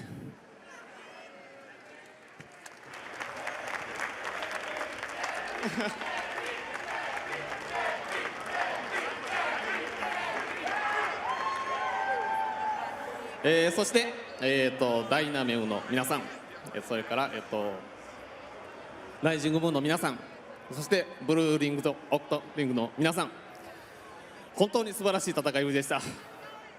And also, let's hear congratulations for the other teams, Dynamute, Blue Ring Octolings, and Rising Moon.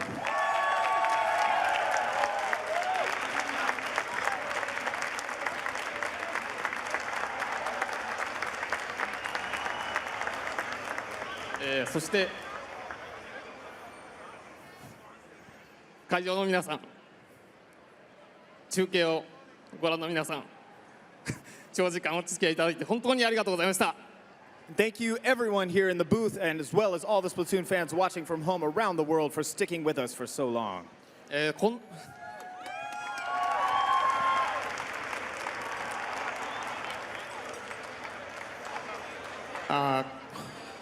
本当にこんなにこの光景は本当にもう夢のようです。こんなに素晴らしい機会に恵まれたのは本当に世界中のスプラトゥーンファンの応援のおかげと心から感謝を申し上げます。 I'm incredibly pleased with how splendid this atmosphere has become, and I want to say that I think the reason we're blessed with such a good experience with this tournament is thanks to the support from fans around the world, and I want to thank you genuinely from the bottom of my heart.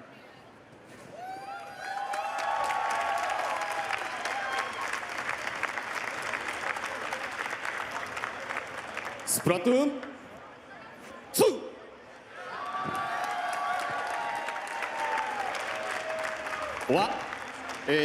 いよいよ来月7月の21日に発売されます。